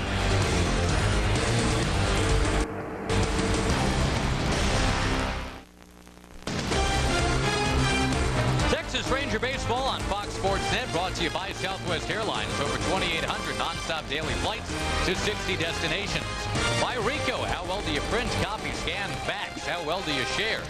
And GMC, from professional grade people come professional grade trucks. Dusk in Arlington on a beautiful night. Jimmy Gobble has spoiled some of the beauty, though, for Ranger fans. He's kept the hometown team down to 1 run on 4 hits.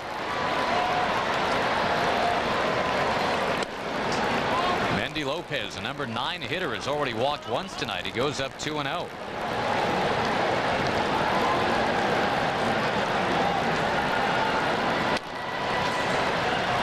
Those nights, Tom, where, you know, the way things have gone for Chan Ho Park, if you say the guy's going to be pitching in the 7th inning with a 3-hitter, you'd take that. Absolutely. And the home runs have both been solo shots. In his last game, he gave up 2 home runs against Tampa Bay, but one was a 2-run shot. The other was a 3-run homer by Aubrey Huff. So it was 5 runs in 3 innings. Today's it's 2 home runs, but only 2 runs. Good curveball. He's mixed up his pitches. He's had good stuff in this game. Nothing wrong with the way he's pitching tonight. The home runs continue to tell the tale, Tom. He's now at about 300 pitches over his last 3 starts, and on only 7 of those pitches has a run been scored, but that's all home runs. 7 homers. Lopez will fly to right. All 3 runs he allowed against Tampa Bay here were on 3 solo home runs. The 5 runs he allowed down at Tropicana Field, as you say, on a 2-run and a 3-run homer. And then the 2 solo home runs in this game. That's a lot of home runs, but he won one of those games, and he's pitching well enough to win this game if the Rangers can get to Jimmy Gobble at all.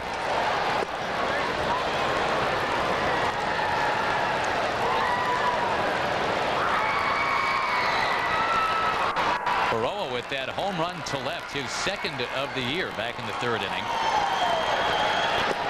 Boy, not close. Some good action right there from Chan Ho Park.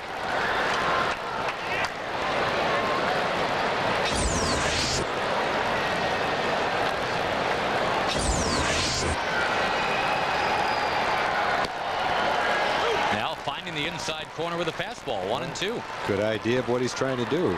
Off-speed pitch way outside, and then a good fastball on the inside corner. If you're Baroja, you're not exactly sure what to look for right here. You just got to look for the ball and try to put it in play. He puts it in play for Lance Nix. Well, fortunately, it's right at Lance, but that was a hanging curveball. Some higher standards for Chan Ho Park, presented by Bank of America tonight.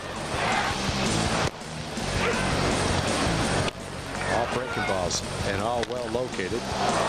Get rid of the glove. This is my favorite play. Drop the glove and make the play.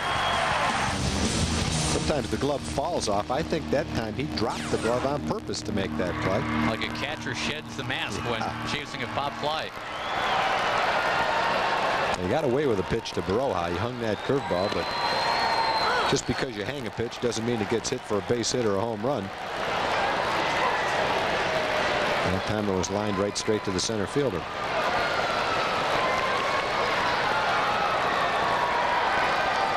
Dealing now to Carlos Beltran. He was one of the home run hitters yesterday when the Royals won the game 7-6.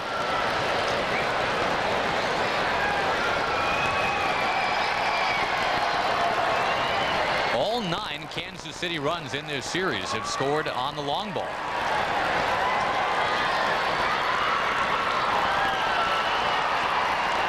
Rangers have 1 home run tonight, that from Hank Blaylock. He is now tied for the American League lead with 11. Beltran, the other guy, with 11. Oh, just missed. And instead of 2-2, 3-1. He's trying to keep the ball in there. It looked like a slider, and he did miss by a lot, but he didn't get the call.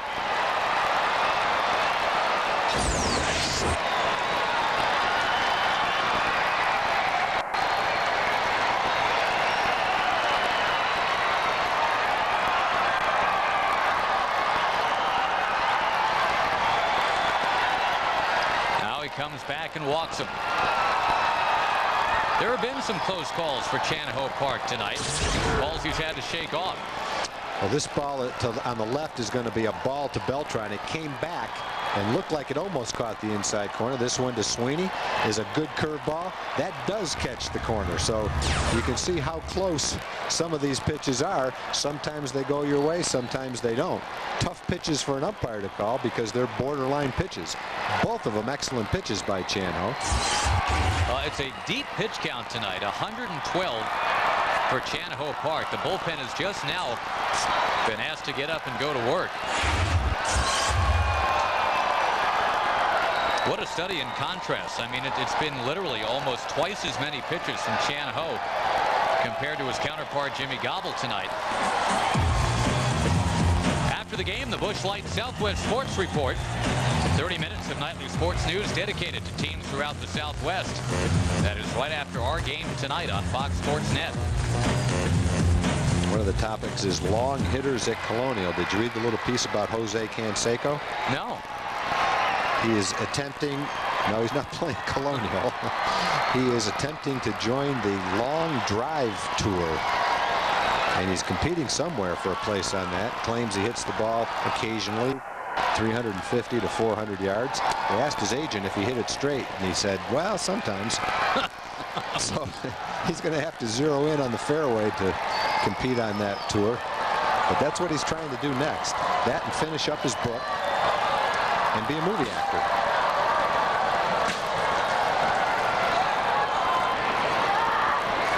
He's a busy guy. I thought that book was going to blow the cover off of baseball. Whatever happened to that book? It never. I think he's waiting to see what happens in the Balco case.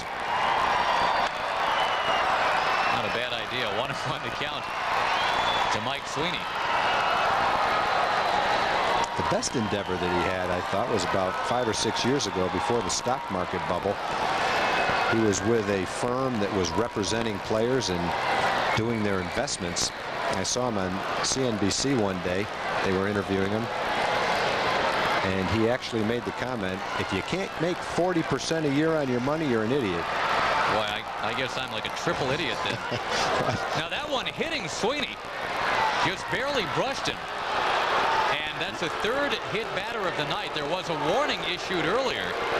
The umpire was thinking about it, Josh. He didn't make the call that you were worried about.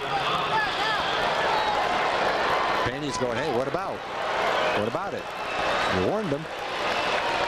It's a judgment call by the umpire. Just because he's made a warning doesn't mean that he has to kick the pitcher out of the game. He has to make a judgment call. And in that particular case, what the umpire is saying is, Alfonso Marquez, I didn't think it was intentional.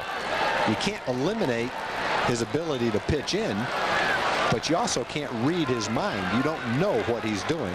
He made the call that he wasn't doing it on purpose. And Tony said, okay, good call. What was there a warning for, said Tony Pena. Now, you know, the other side of that is if Sweeney wears a Jose Canseco-like form-fitting jersey, that's not a hit by pitch. Got him on the jersey. Now Juan Gonzalez with a chance to blow it open for Kansas City. Big pitch coming here for Chan Ho Park. And the bullpen appears ready to go. Matt Stairs on deck. And with Park at 116 pitches, you got to think this is the end of the line. Juan Gonzalez here tonight.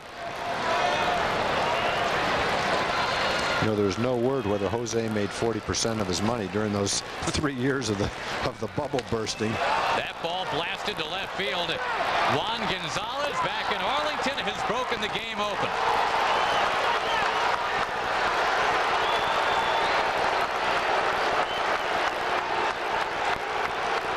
And again, Chan Ho Park, every run allowed on a home run.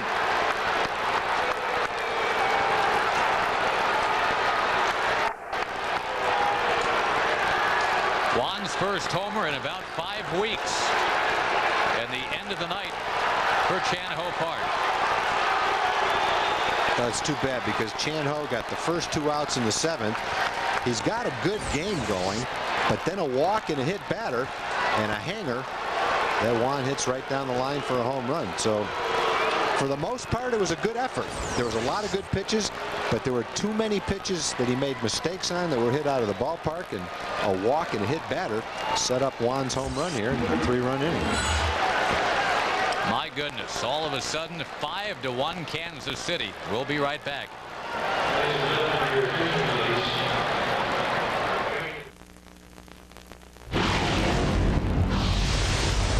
The idea of having a meal at 6 o'clock and taking the kids to school and doing what normal people, so to speak, do. Buck Showalter grabbing life by the horns, brought to you by Dodge, where we grab life by the horns every day. Buck stayed with Chanahoe Park there to face Juan Gonzalez. And Juan, as he has done so many times at this ballpark, ended up with a home run, and it's a tough call to have to make. Chanahoe trying to get through the 7th inning. You want him to leave on a positive note, no question about it. And Gonzalez had been completely handled in this game until then. Little fly ball weakly in the center, harmless ground ball to second, a foul out to first. But the 4th time a charm for the 2-time MVP. Well, it continues to be a matter of making good pitch. The times where he made his pitch, Juan was 0 for 3.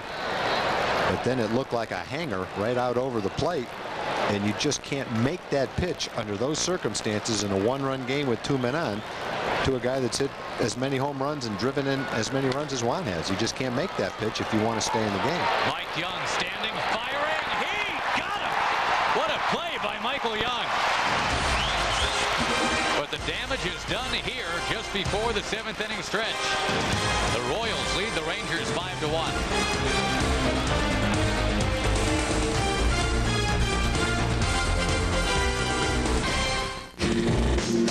Coming up tonight after the Rangers game on your Busch Light Southwest Sports Report, Tom Hicks sounds off on a certain former Rangers shortstop. Is longer better? We'll hear from some of the longest in the game tonight after the game.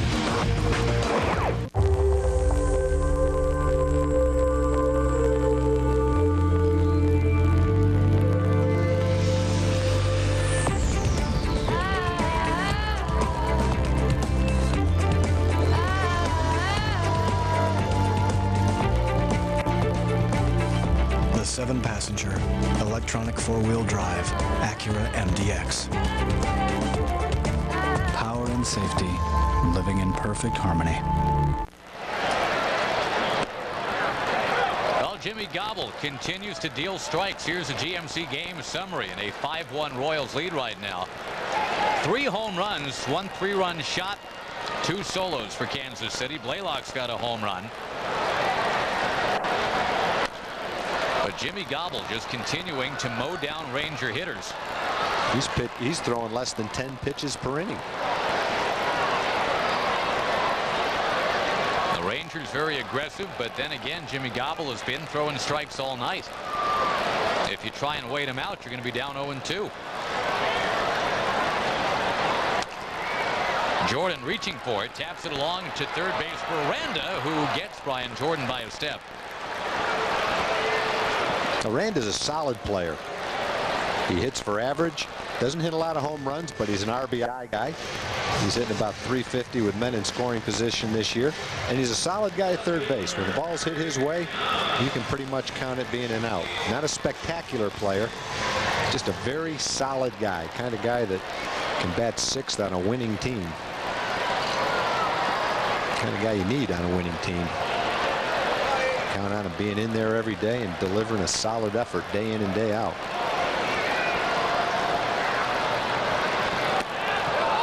The Rangers, if they do not rally tonight, Tom, they will need a great effort from Kenny Rogers tomorrow. Kenny has been the stopper, if you will, all year. When the Rangers need a win, Kenny has provided it.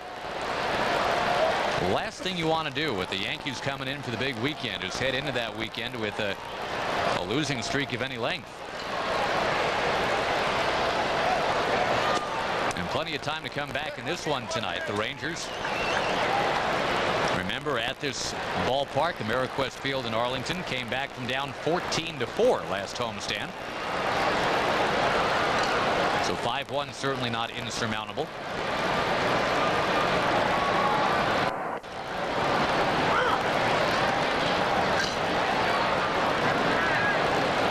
Kansas City having scored a dozen runs in 2 games, each and every one of them on either a 3-run homer or a solo home run.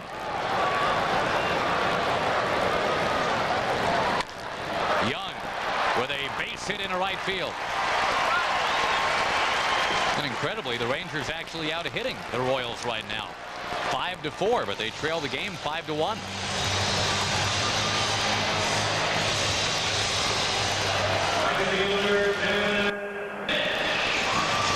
We mentioned Eric Young's son was at the ballpark taking ground balls tonight.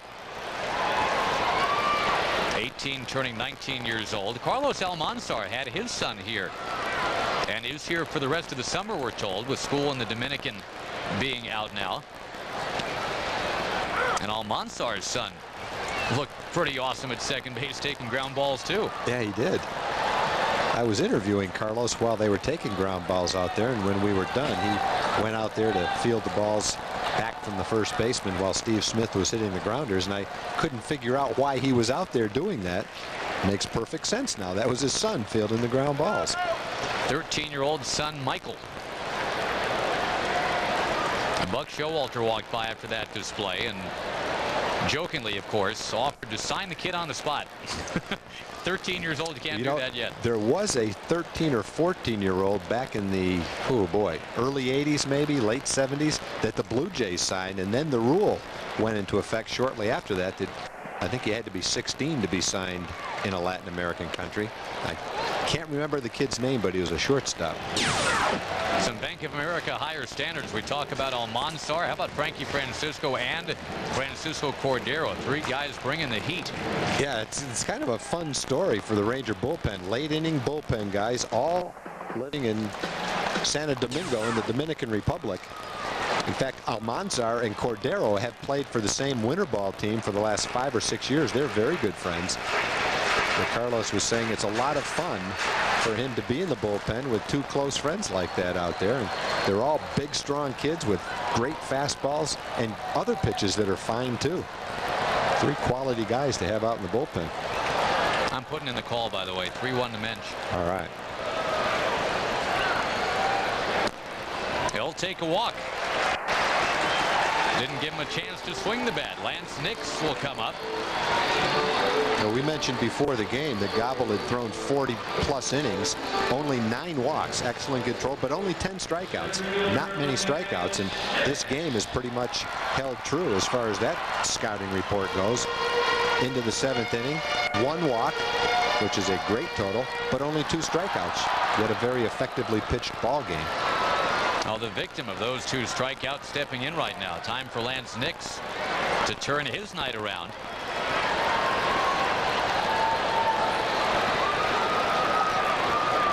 That's got to be tough, though. You've sat out for a while, and now you've got to come up there against a tough lefty like Jimmy Gobble. John Cumberland, the pitching coach, out to the mound. Yeah, and the other part of it was he wasn't in the original lineup today, but when Tex got scratched, he was inserted into the lineup. By the way, Tag, the results are in from our Instapoll, the virtual verdict brought to you by The Jury, premiering June the 8th on Fox. And boy, if our emailers actually show up at the ballpark at Ameriquest Field in Arlington, that's interesting. I would have said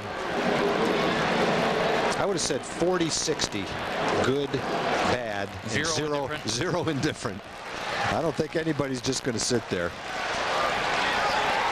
We mentioned The Jury premieres June the 8th on Fox. But The Jury is still out right now. The Jury has not reconvened, so we'll see. Nix pops but one. Dave, you ready, Bouvet? Oh. Nope, on top of the booth. They were ready. Bouvet was ready. Dwayne was ready. It's one of the few times Dwayne was actually ready to do something other than eat a cookie. We call him the Cookie Monster. Malcolm was ducking in the back. Malcolm is our hot dog and garlic fry eater. Nice to have you back on TV, Malcolm. 1-1 to Nix. Bouvet's been on us the whole game. Yeah. Since we mentioned Koufax as the best lefty that It's got to be Warren Spahn. Warren Spahn is his man. Of course, he grew up in Milwaukee, so he's a little bit biased. You mentioned Steve Carlton. Spahn is the winningest lefty of all time. 363 wins. I'd say that qualifies him. Didn't get his first one until he was 25. That is amazing.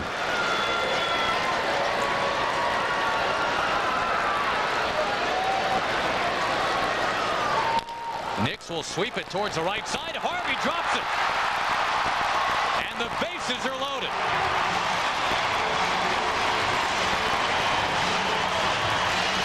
All you're looking for is a chance tonight against Jimmy Gobble, and the Rangers have it now. 3 men on, 1 man out.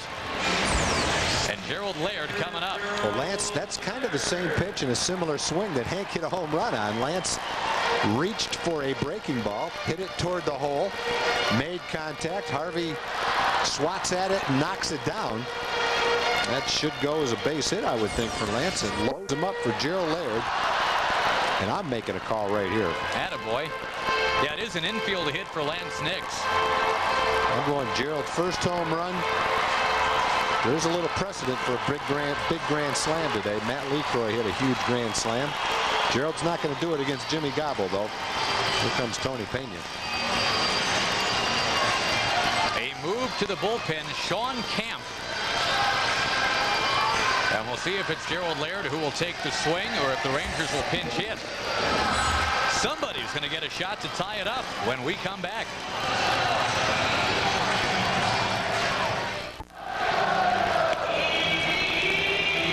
Jimmy Gobble lifted from the game. The Rangers are trailing. They've steered into some choppy waters tonight. Those are the 3 hit batters that Jan-Ho has. He's been a little bit wild with those, and then he's made some mistakes with pitches that have been easy to hit. Tanner Dewan was the big one. The other 2 weren't that bad. Credit the hitters, but the pitch to Dewan, that was right down the middle of the plate. That was a pitch that Jan-Ho would like to take over again. Oh, here we go. Sean Camp with the bases loaded. Gerald Laird is batting. And that's ball 1. Michael Young waits on deck. Jimmy Gobble had been throwing very well, but now Tony Pena, well, he goes to Camp. Right-hander out of the bullpen, a guy that was in Double-A most of the year last year in the Pirates organization. And he hits him with the bases loaded. Gerald Laird drives in a run. Hey, you're going to throw out Camp? You know, there have been warnings in this game. I'll tell you what, I don't think he came in and did that on purpose, but that might hurt a little bit, but we'll take it. Any way you can get it. That's just an RBI hit by pitch. It's actually, I would think, Tom, a little embarrassing for the home plate umpire, Alfonso Marquez. There have been 2 hit batsmen since the warnings were issued, but Jan-Ho Park just grazed Mike Sweeney. And here with the bases loaded, obviously no intent. That's a run charged to the ledger of Jimmy Gobble. He's not a big fan of that. He's got a couple more earned runs out there, too, at 2nd and 3rd. All right, now Michael Young can really make a difference. He drives it into center. Carlos Beltran moving back. And the Rangers will tag from both 2nd and 3rd. It is now 5-3.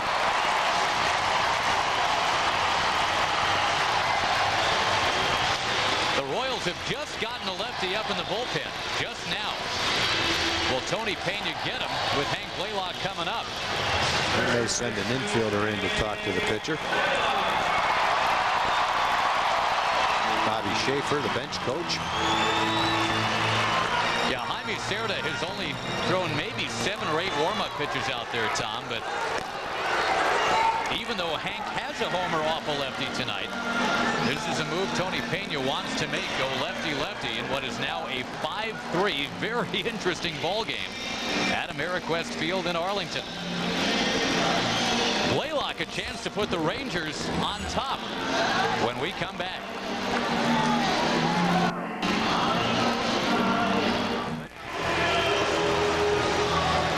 With Ozarka Website Wednesdays, you can order half-price tickets online for Rangers Wednesday home games. Tickets available in a variety of seating areas. Some restrictions apply. Order online at TexasRangers.com. Rangers with 2 runs in the bottom of the 7th, Tom. They're back to within 5-3, and the hammer, Hank Blaylock, coming up against Jaime Cerda, who has come back up from the minor leagues. He's dominated in the minor leagues. The guy's got a career ERA of $1.44 in the minors, but up here in the majors this year, an ERA of 5. He hasn't had a lot of innings, but he's been tough to hit. Opponents are only hitting .219 against him. Blaylock already with a home run tonight. They got him in a trade from the Mets for Sean Sedlicek. And with that kind of record, being a left-hander coming up at only age 25 from the minor leagues, got a chance to get a pretty good pitcher. He looks a little bit like Eddie Guardado the way he throws. Same kind of size, same kind of stuff it looks like. Got a ways to go before he saves 40 games in the big leagues, but it's like a pretty good trade for Kansas City.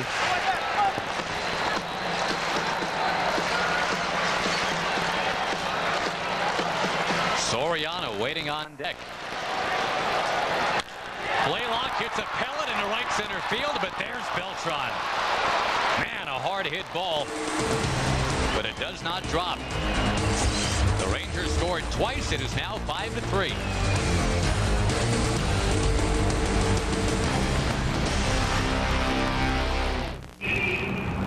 Flying to New Orleans for business?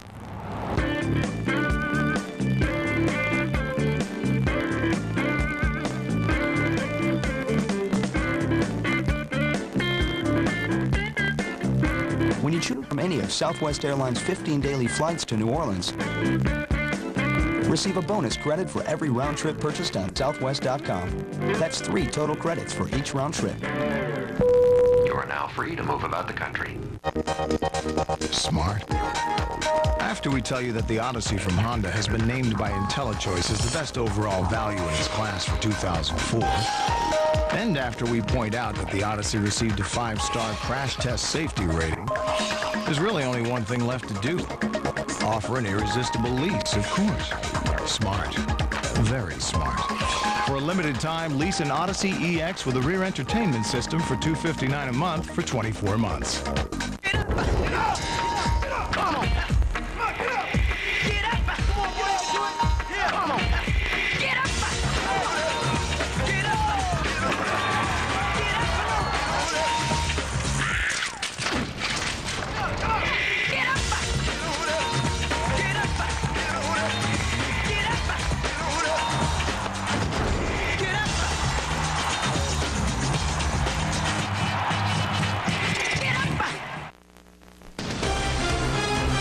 Ranger Baseball on Fox Sports Net, brought to you by Whataburger, just like you like it, and by Pennzoil.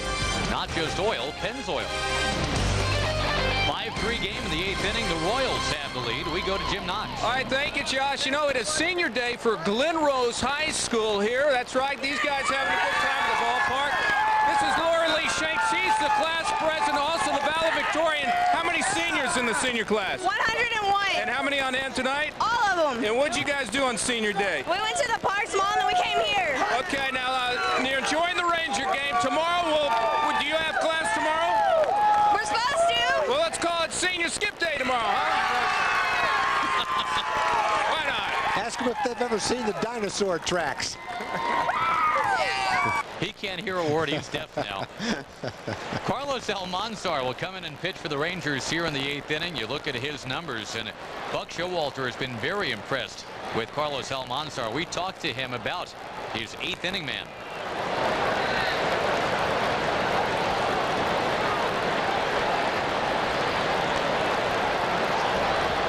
Some guys are later bloomers and start understanding, the confidence level it takes here and aggressiveness it takes. And Carlos has certainly done well for the first month and a half. Hopefully he can be a guy that can fit into a piece of what we're trying to do here. So far, so great. Well, I can't see any reason why he can't fit in and be a piece to the puzzle. You've got a guy that has impeccable control, and he makes quality pitches. He keeps the ball down. He throws an excellent fastball, 96-mile-an-hour sinker right at the knees. He's got a well above average slider, and a well above average changeup. I mean, this guy's got good stuff. He throws strikes. He could be a closer if you needed one on days when Cordero wasn't available. And in the meantime, from the 6th inning on, he's an excellent setup guy. I don't see any reason why he can't be a piece to the puzzle. Look at the year he had last year. He struck out something like 56 and walked 3 in 48 innings and had 23 saves in AAA. Never got a sniff in the big leagues. And you just wonder exactly what was going on with Cincinnati last year, that he couldn't get to the big leagues with him, or that they couldn't trade him to somebody that needed a pitcher. Can't figure that out. Blaylock will make it one third baseman, retiring another. Randa out to lead off the 8th. Yeah, the Reds went through nearly 24 pitchers last year. It's incredible that Almanzar was not one of them. If they had 24 pitchers better than him, it seems like they would have finished a little higher in the standings than they did. You know, I think the Rangers front office, Tom, deserves a lot of credit, because remember, not only did they have the foresight to go out and grab Almanzar, but when he was given the option of going off to Japan, here's a ground ball to second. Soriano's got that. Almanzar's agent, and I don't blame him for doing this at all, said, listen, we've got a chance to go make a lot of money in Japan here. But what can you do? And the Rangers said, well, here's what we think of your client. We'll put him on the 40-man roster. I mean, he was a minor league guy, but we believe in him so much. We don't want to lose him. We'll put him on the 40-man. That looks like a great call now. Yeah, I mean, all you've got to do is take one of 40 roster spots to do that, to keep that from happening, because once you're on the 40-man roster, you can't go to Japan unless the team sells you. And so they made the safe bet and put him on that 40-man roster. And Carlos said when he was thinking about coming to the Rangers, he was waiting a while to see what offers were out there. He mentioned Japan, but then he got a call from Coco Cordero, his buddy, who said, hey, this is a good situation. Mark Connor is one of the pitching coaches. And Carlos said, who? And he said, Mark Connor. And Carlos remembered him from when Mark was in Toronto and thought that he was one of the mentors in his career, really had great respect for Mark. So when he took that into consideration, Mark Connor, and also Coco's good words about the ball club, he said, hey, this is where I want to be. Soriano will vacuum it up, and Almanzar doing what he's been doing very, very well. Rangers needing a couple of runs to tie. Soriano coming up. A-Rod returns to Texas as the Yankees face Soriano and the Rangers. Fox Saturday Baseball returns this week. Ameriquest Field in Arlington's Big 10th anniversary season gets even bigger with the Phillips 66 Big 12 Baseball Tournament. Your school needs you May 26th through the 30th at Ameriquest Field. You'll see 5 great days of the highest level of collegiate baseball in the country, with fierce rivalries and players who never let up. There's a potential NCAA playoff berth at stake, so don't miss the Phillips 66 Big 12 Baseball Tournament. For tickets, call 817-273-5100 or visit TexasRangers.com. You're watching Fox Sports Net. Well, the Rangers trying to avoid that 3-game losing streak that they have not had all season. They have rallied to make it 5-3. Need to do a little bit more rallying now in the bottom of the 8th inning. Justin Heisman is on the mound. Justin Heisman has put up some pretty impressive numbers since coming up from AAA. He was acquired this year actually, from Colorado. Had a great record last year in Tulsa. That was their AA team, Colorado's AA team. Hey, a 1.75 ERA, saved 26 ball games. They made a trade hoping that he would be a late inning guy and get a chance to do it in the 8th inning tonight. Got to go up against the meat of the order, though. The former Tulsa driller moves one inside to Soriano. There's been some drilling in this game tonight. 4 hit batsmen. 3 of them from Chanahoe Park. And Chanahoe also allowed 3 home runs. That is why it is 5-3 Kansas City.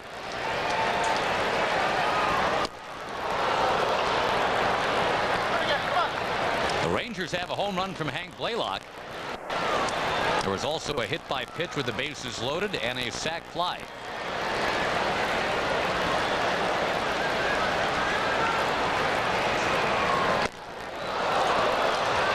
like easy heat coming from It looks like Heisman. it's 100 miles an hour. Radar gun says 90, but Now I'm doing double takes. he's blowing those fastballs, at least the first two, right by Alfonso.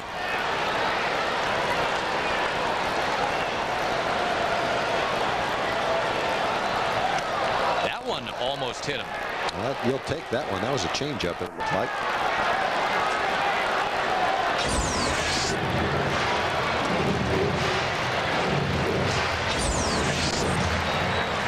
I'd say you got a pretty good chance of getting a fastball here, about 100% chance. And it's roped into left center field, but Beltran is there. The Rangers continue to hit balls hard, but right to Beltran. Boy, the last two balls especially, Blaylock with two men on hit an absolute bullet to right center field. But Beltran had him played over in right center field and was right there to catch it.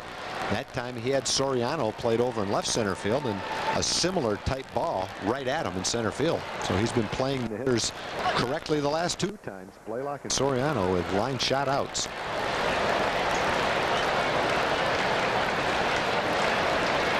Three, 4, 5 in the order tonight. No base hits so far. A combined 0 for 10. The only Ranger with 2 hits, Tom, is Hank Blaylock, and he did that off a lefty. And on the hands of Herbert Perry for Angel Baroa, 2 down.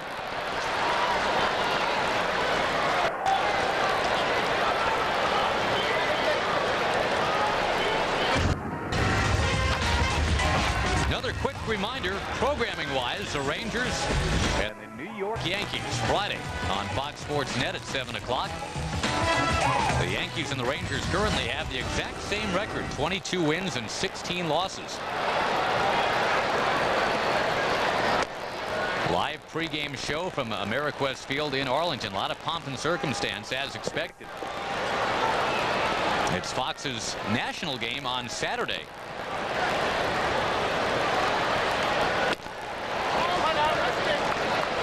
Jack in the box standing to see the Yankees even in the loss column with the Red Sox and the Orioles. Don't forget the Orioles having a decent year.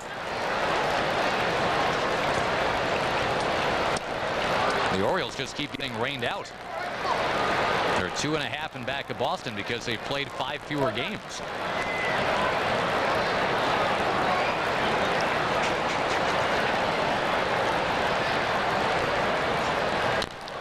Jordan, base hit center field, and that will get the tying man up. Slowly but surely, Brian Jordan starting to emerge. And we had talked, Tom, courtesy of Rudy Jaramillo. Rudy's saying that because this is basically spring training now for Brian, you need about 50 at-bats to really feel comfortable in spring training. And if that's the case, well, if this is spring training for Brian Jordan, we're just a couple games away now. He should be getting there. Yep.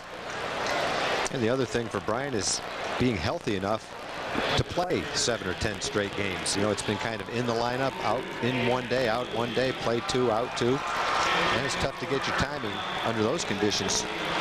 He's trying to wait to get that knee 100%. And I think as that starts to happen, as the playing time gets more regular, then the hits will start to come too. David DeLucci pinch hitting for Eric Young. Get a lefty up there. And a chop ball right to Ken Harvey. So the Rangers cannot score on the Royals here in the 8th. As DeLucci gets into a game for the first time in 6 days. On to the 9th. It is 5-3.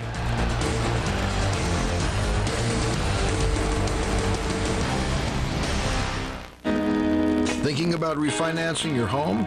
Call Ameriquest now. You'll get your own personal loan specialist. Whenever you call me, I'll be there. Someone who knows you are more than your credit score. Who can help you pay off your high-interest credit cards and lower your monthly payments. We even do the paperwork. Call 1-800-AmeriQuest now or go to AmeriQuest.com. AmeriQuest, the company that knows you are more.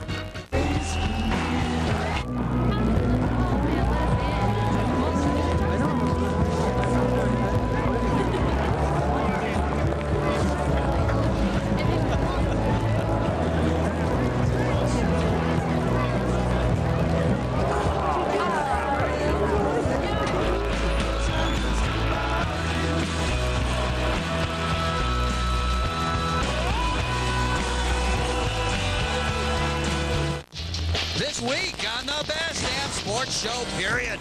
Snoop Dogg's in the house to take us for a ride on his soul plane. Olympic gold medalist Maurice Green stops in, and Joe Buck, Troy Aikman, and Chris Collinsworth tee it up. Plus, actress Rachel Lee Cook, Arizona head coach Mike Stoops, supermodel Carolina Kurkova, guest host Jerry Springer, and Brian Cox reports on his day at the Preakness this week at 11.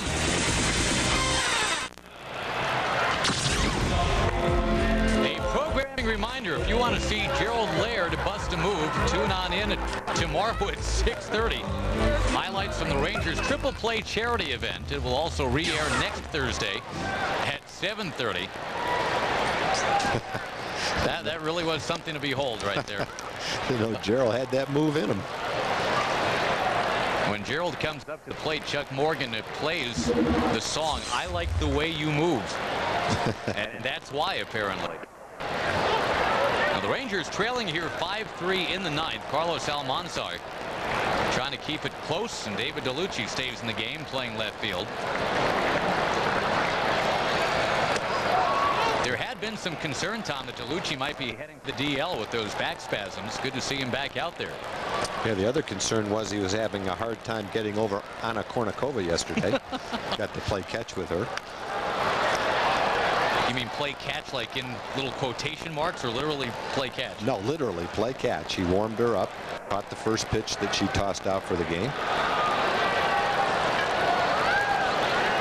A moment in the sun for David DeLucci. Probably why he couldn't play yesterday.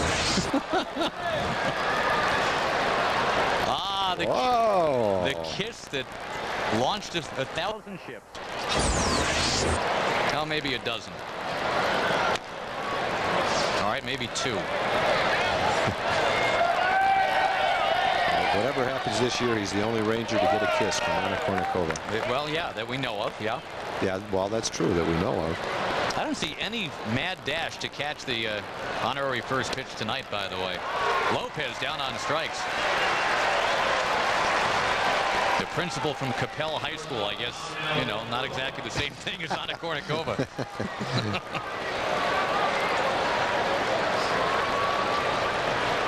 Well, if they bring in Britney Spears to throw it out, I imagine you'll have a few people lining up to catch that pitch.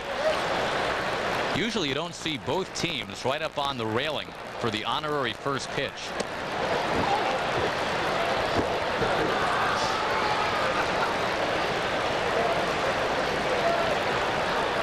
Top of the order, Baroa has one of the Kansas City homers tonight.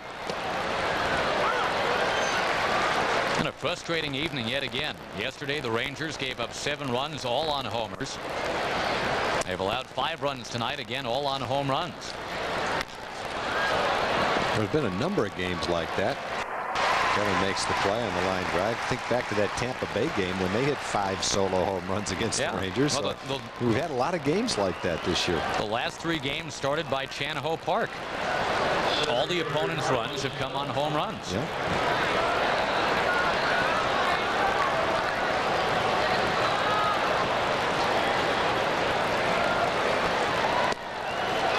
Beltran had the big home run last night. Tonight he has walked twice. Actually, Tom, it was his 2-out walk that launched that big inning, the 7th inning for the Royals. Juan Gonzalez ended up hitting the 3-run homer.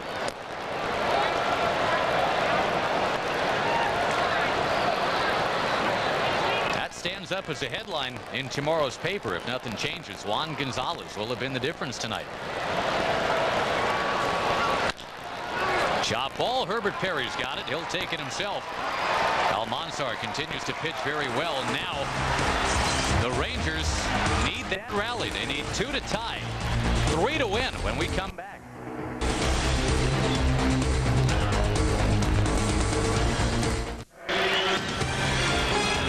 Texas Ranger Baseball brought to you by Southwest Airlines. Over 2,800 nonstop daily flights to 60 destinations. By the Progressive Insurance Group. Call 1-800-PROGRESSIVE today. And by Crown Royal. Enjoy its smooth taste with friends tonight. Last shot for the Rangers in front of a crowd of 32,000 plus tonight. Justin Heisman continues on the mound. Kevin Mensch will lead it off. A 5-3 lead for KC. The Royals bullpen has been a flat-out mess, Tom. They went to Nate Field to close it yesterday. His first career big league save. And here's Heisman looking to lock it up tonight.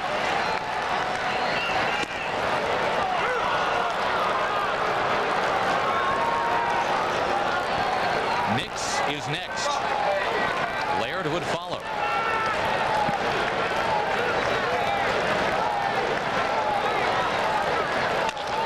On the ground to third. One down, 9th inning.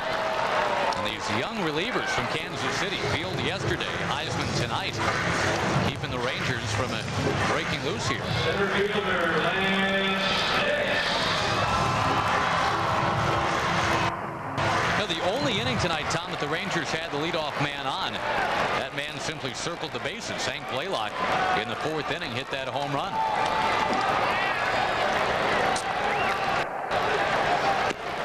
So even though the Rangers have 7 hits, they have not been able to bunch them together.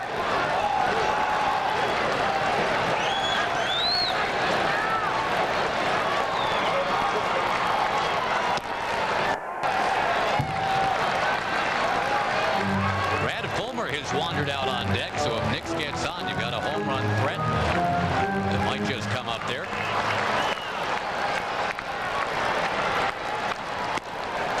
And it goes to 3-0.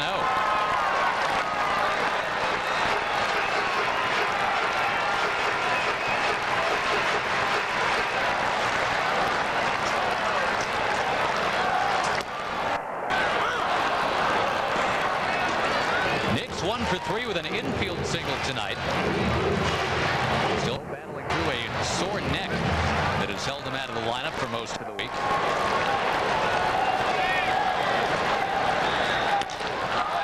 To left field, pretty well hit. Into the corner it goes, and it drops just foul.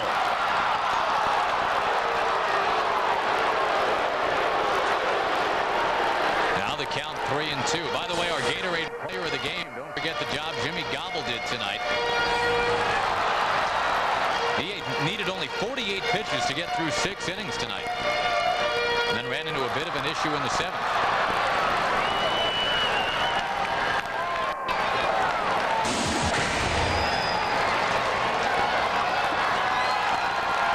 Adrian Brown, by the way, now the left fielder for Kansas City, replacing Matt Stairs. Nix got a piece.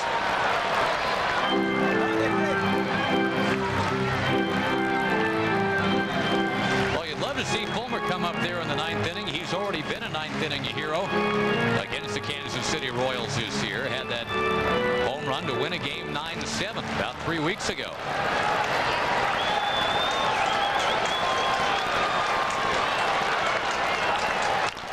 On the ground sharply. Harvey slips. But Nix is out anyway at first base. 2 down in the inning. Well, the big guy smothered it. I'll say that for him. Got the job done. Gets in front of it, knocks it down, staggers, but never goes all the way down and makes the play. Now the Rangers down to their final out tonight and are staring down the barrel of their first 3-game losing streak all year.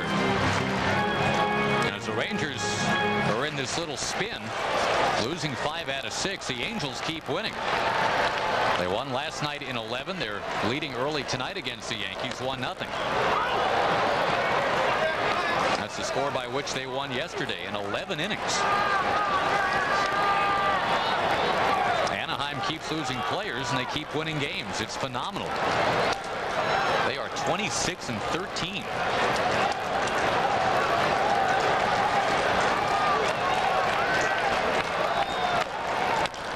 Chop ball, second base.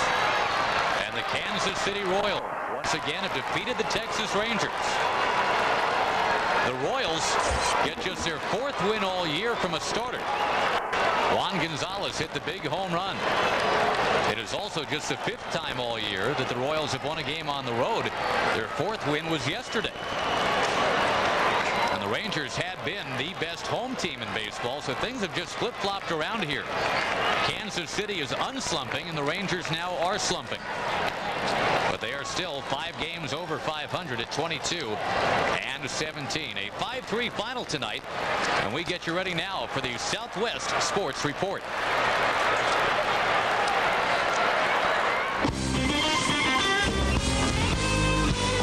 You're watching your Southwest Sports Report. Coming up on your Busch Light Southwest Sports Report, the Astros have opened the lead back up in the National League Central. Can Tim Redding put it all together tonight against the Marlins? While Chan Ho Park gets the nod for the Rangers against the Royals. Plus, we hear from the team's owner as A-Rod gets ready for his first trip back to Texas. As the saying goes, change is good, but will a position change work well for the talented Kylie Wong? And we get you ready for the Bank of America Colonial and a message to some of the top golfers who are skipping this event. If they don't want to come here, that's their business. I mean, I don't think they ought to be bending over backwards trying to do different things and change the golf course or change this to please a few players. It doesn't matter who they are. Good evening. This is your Southwest Sports Report presented by Busch Light.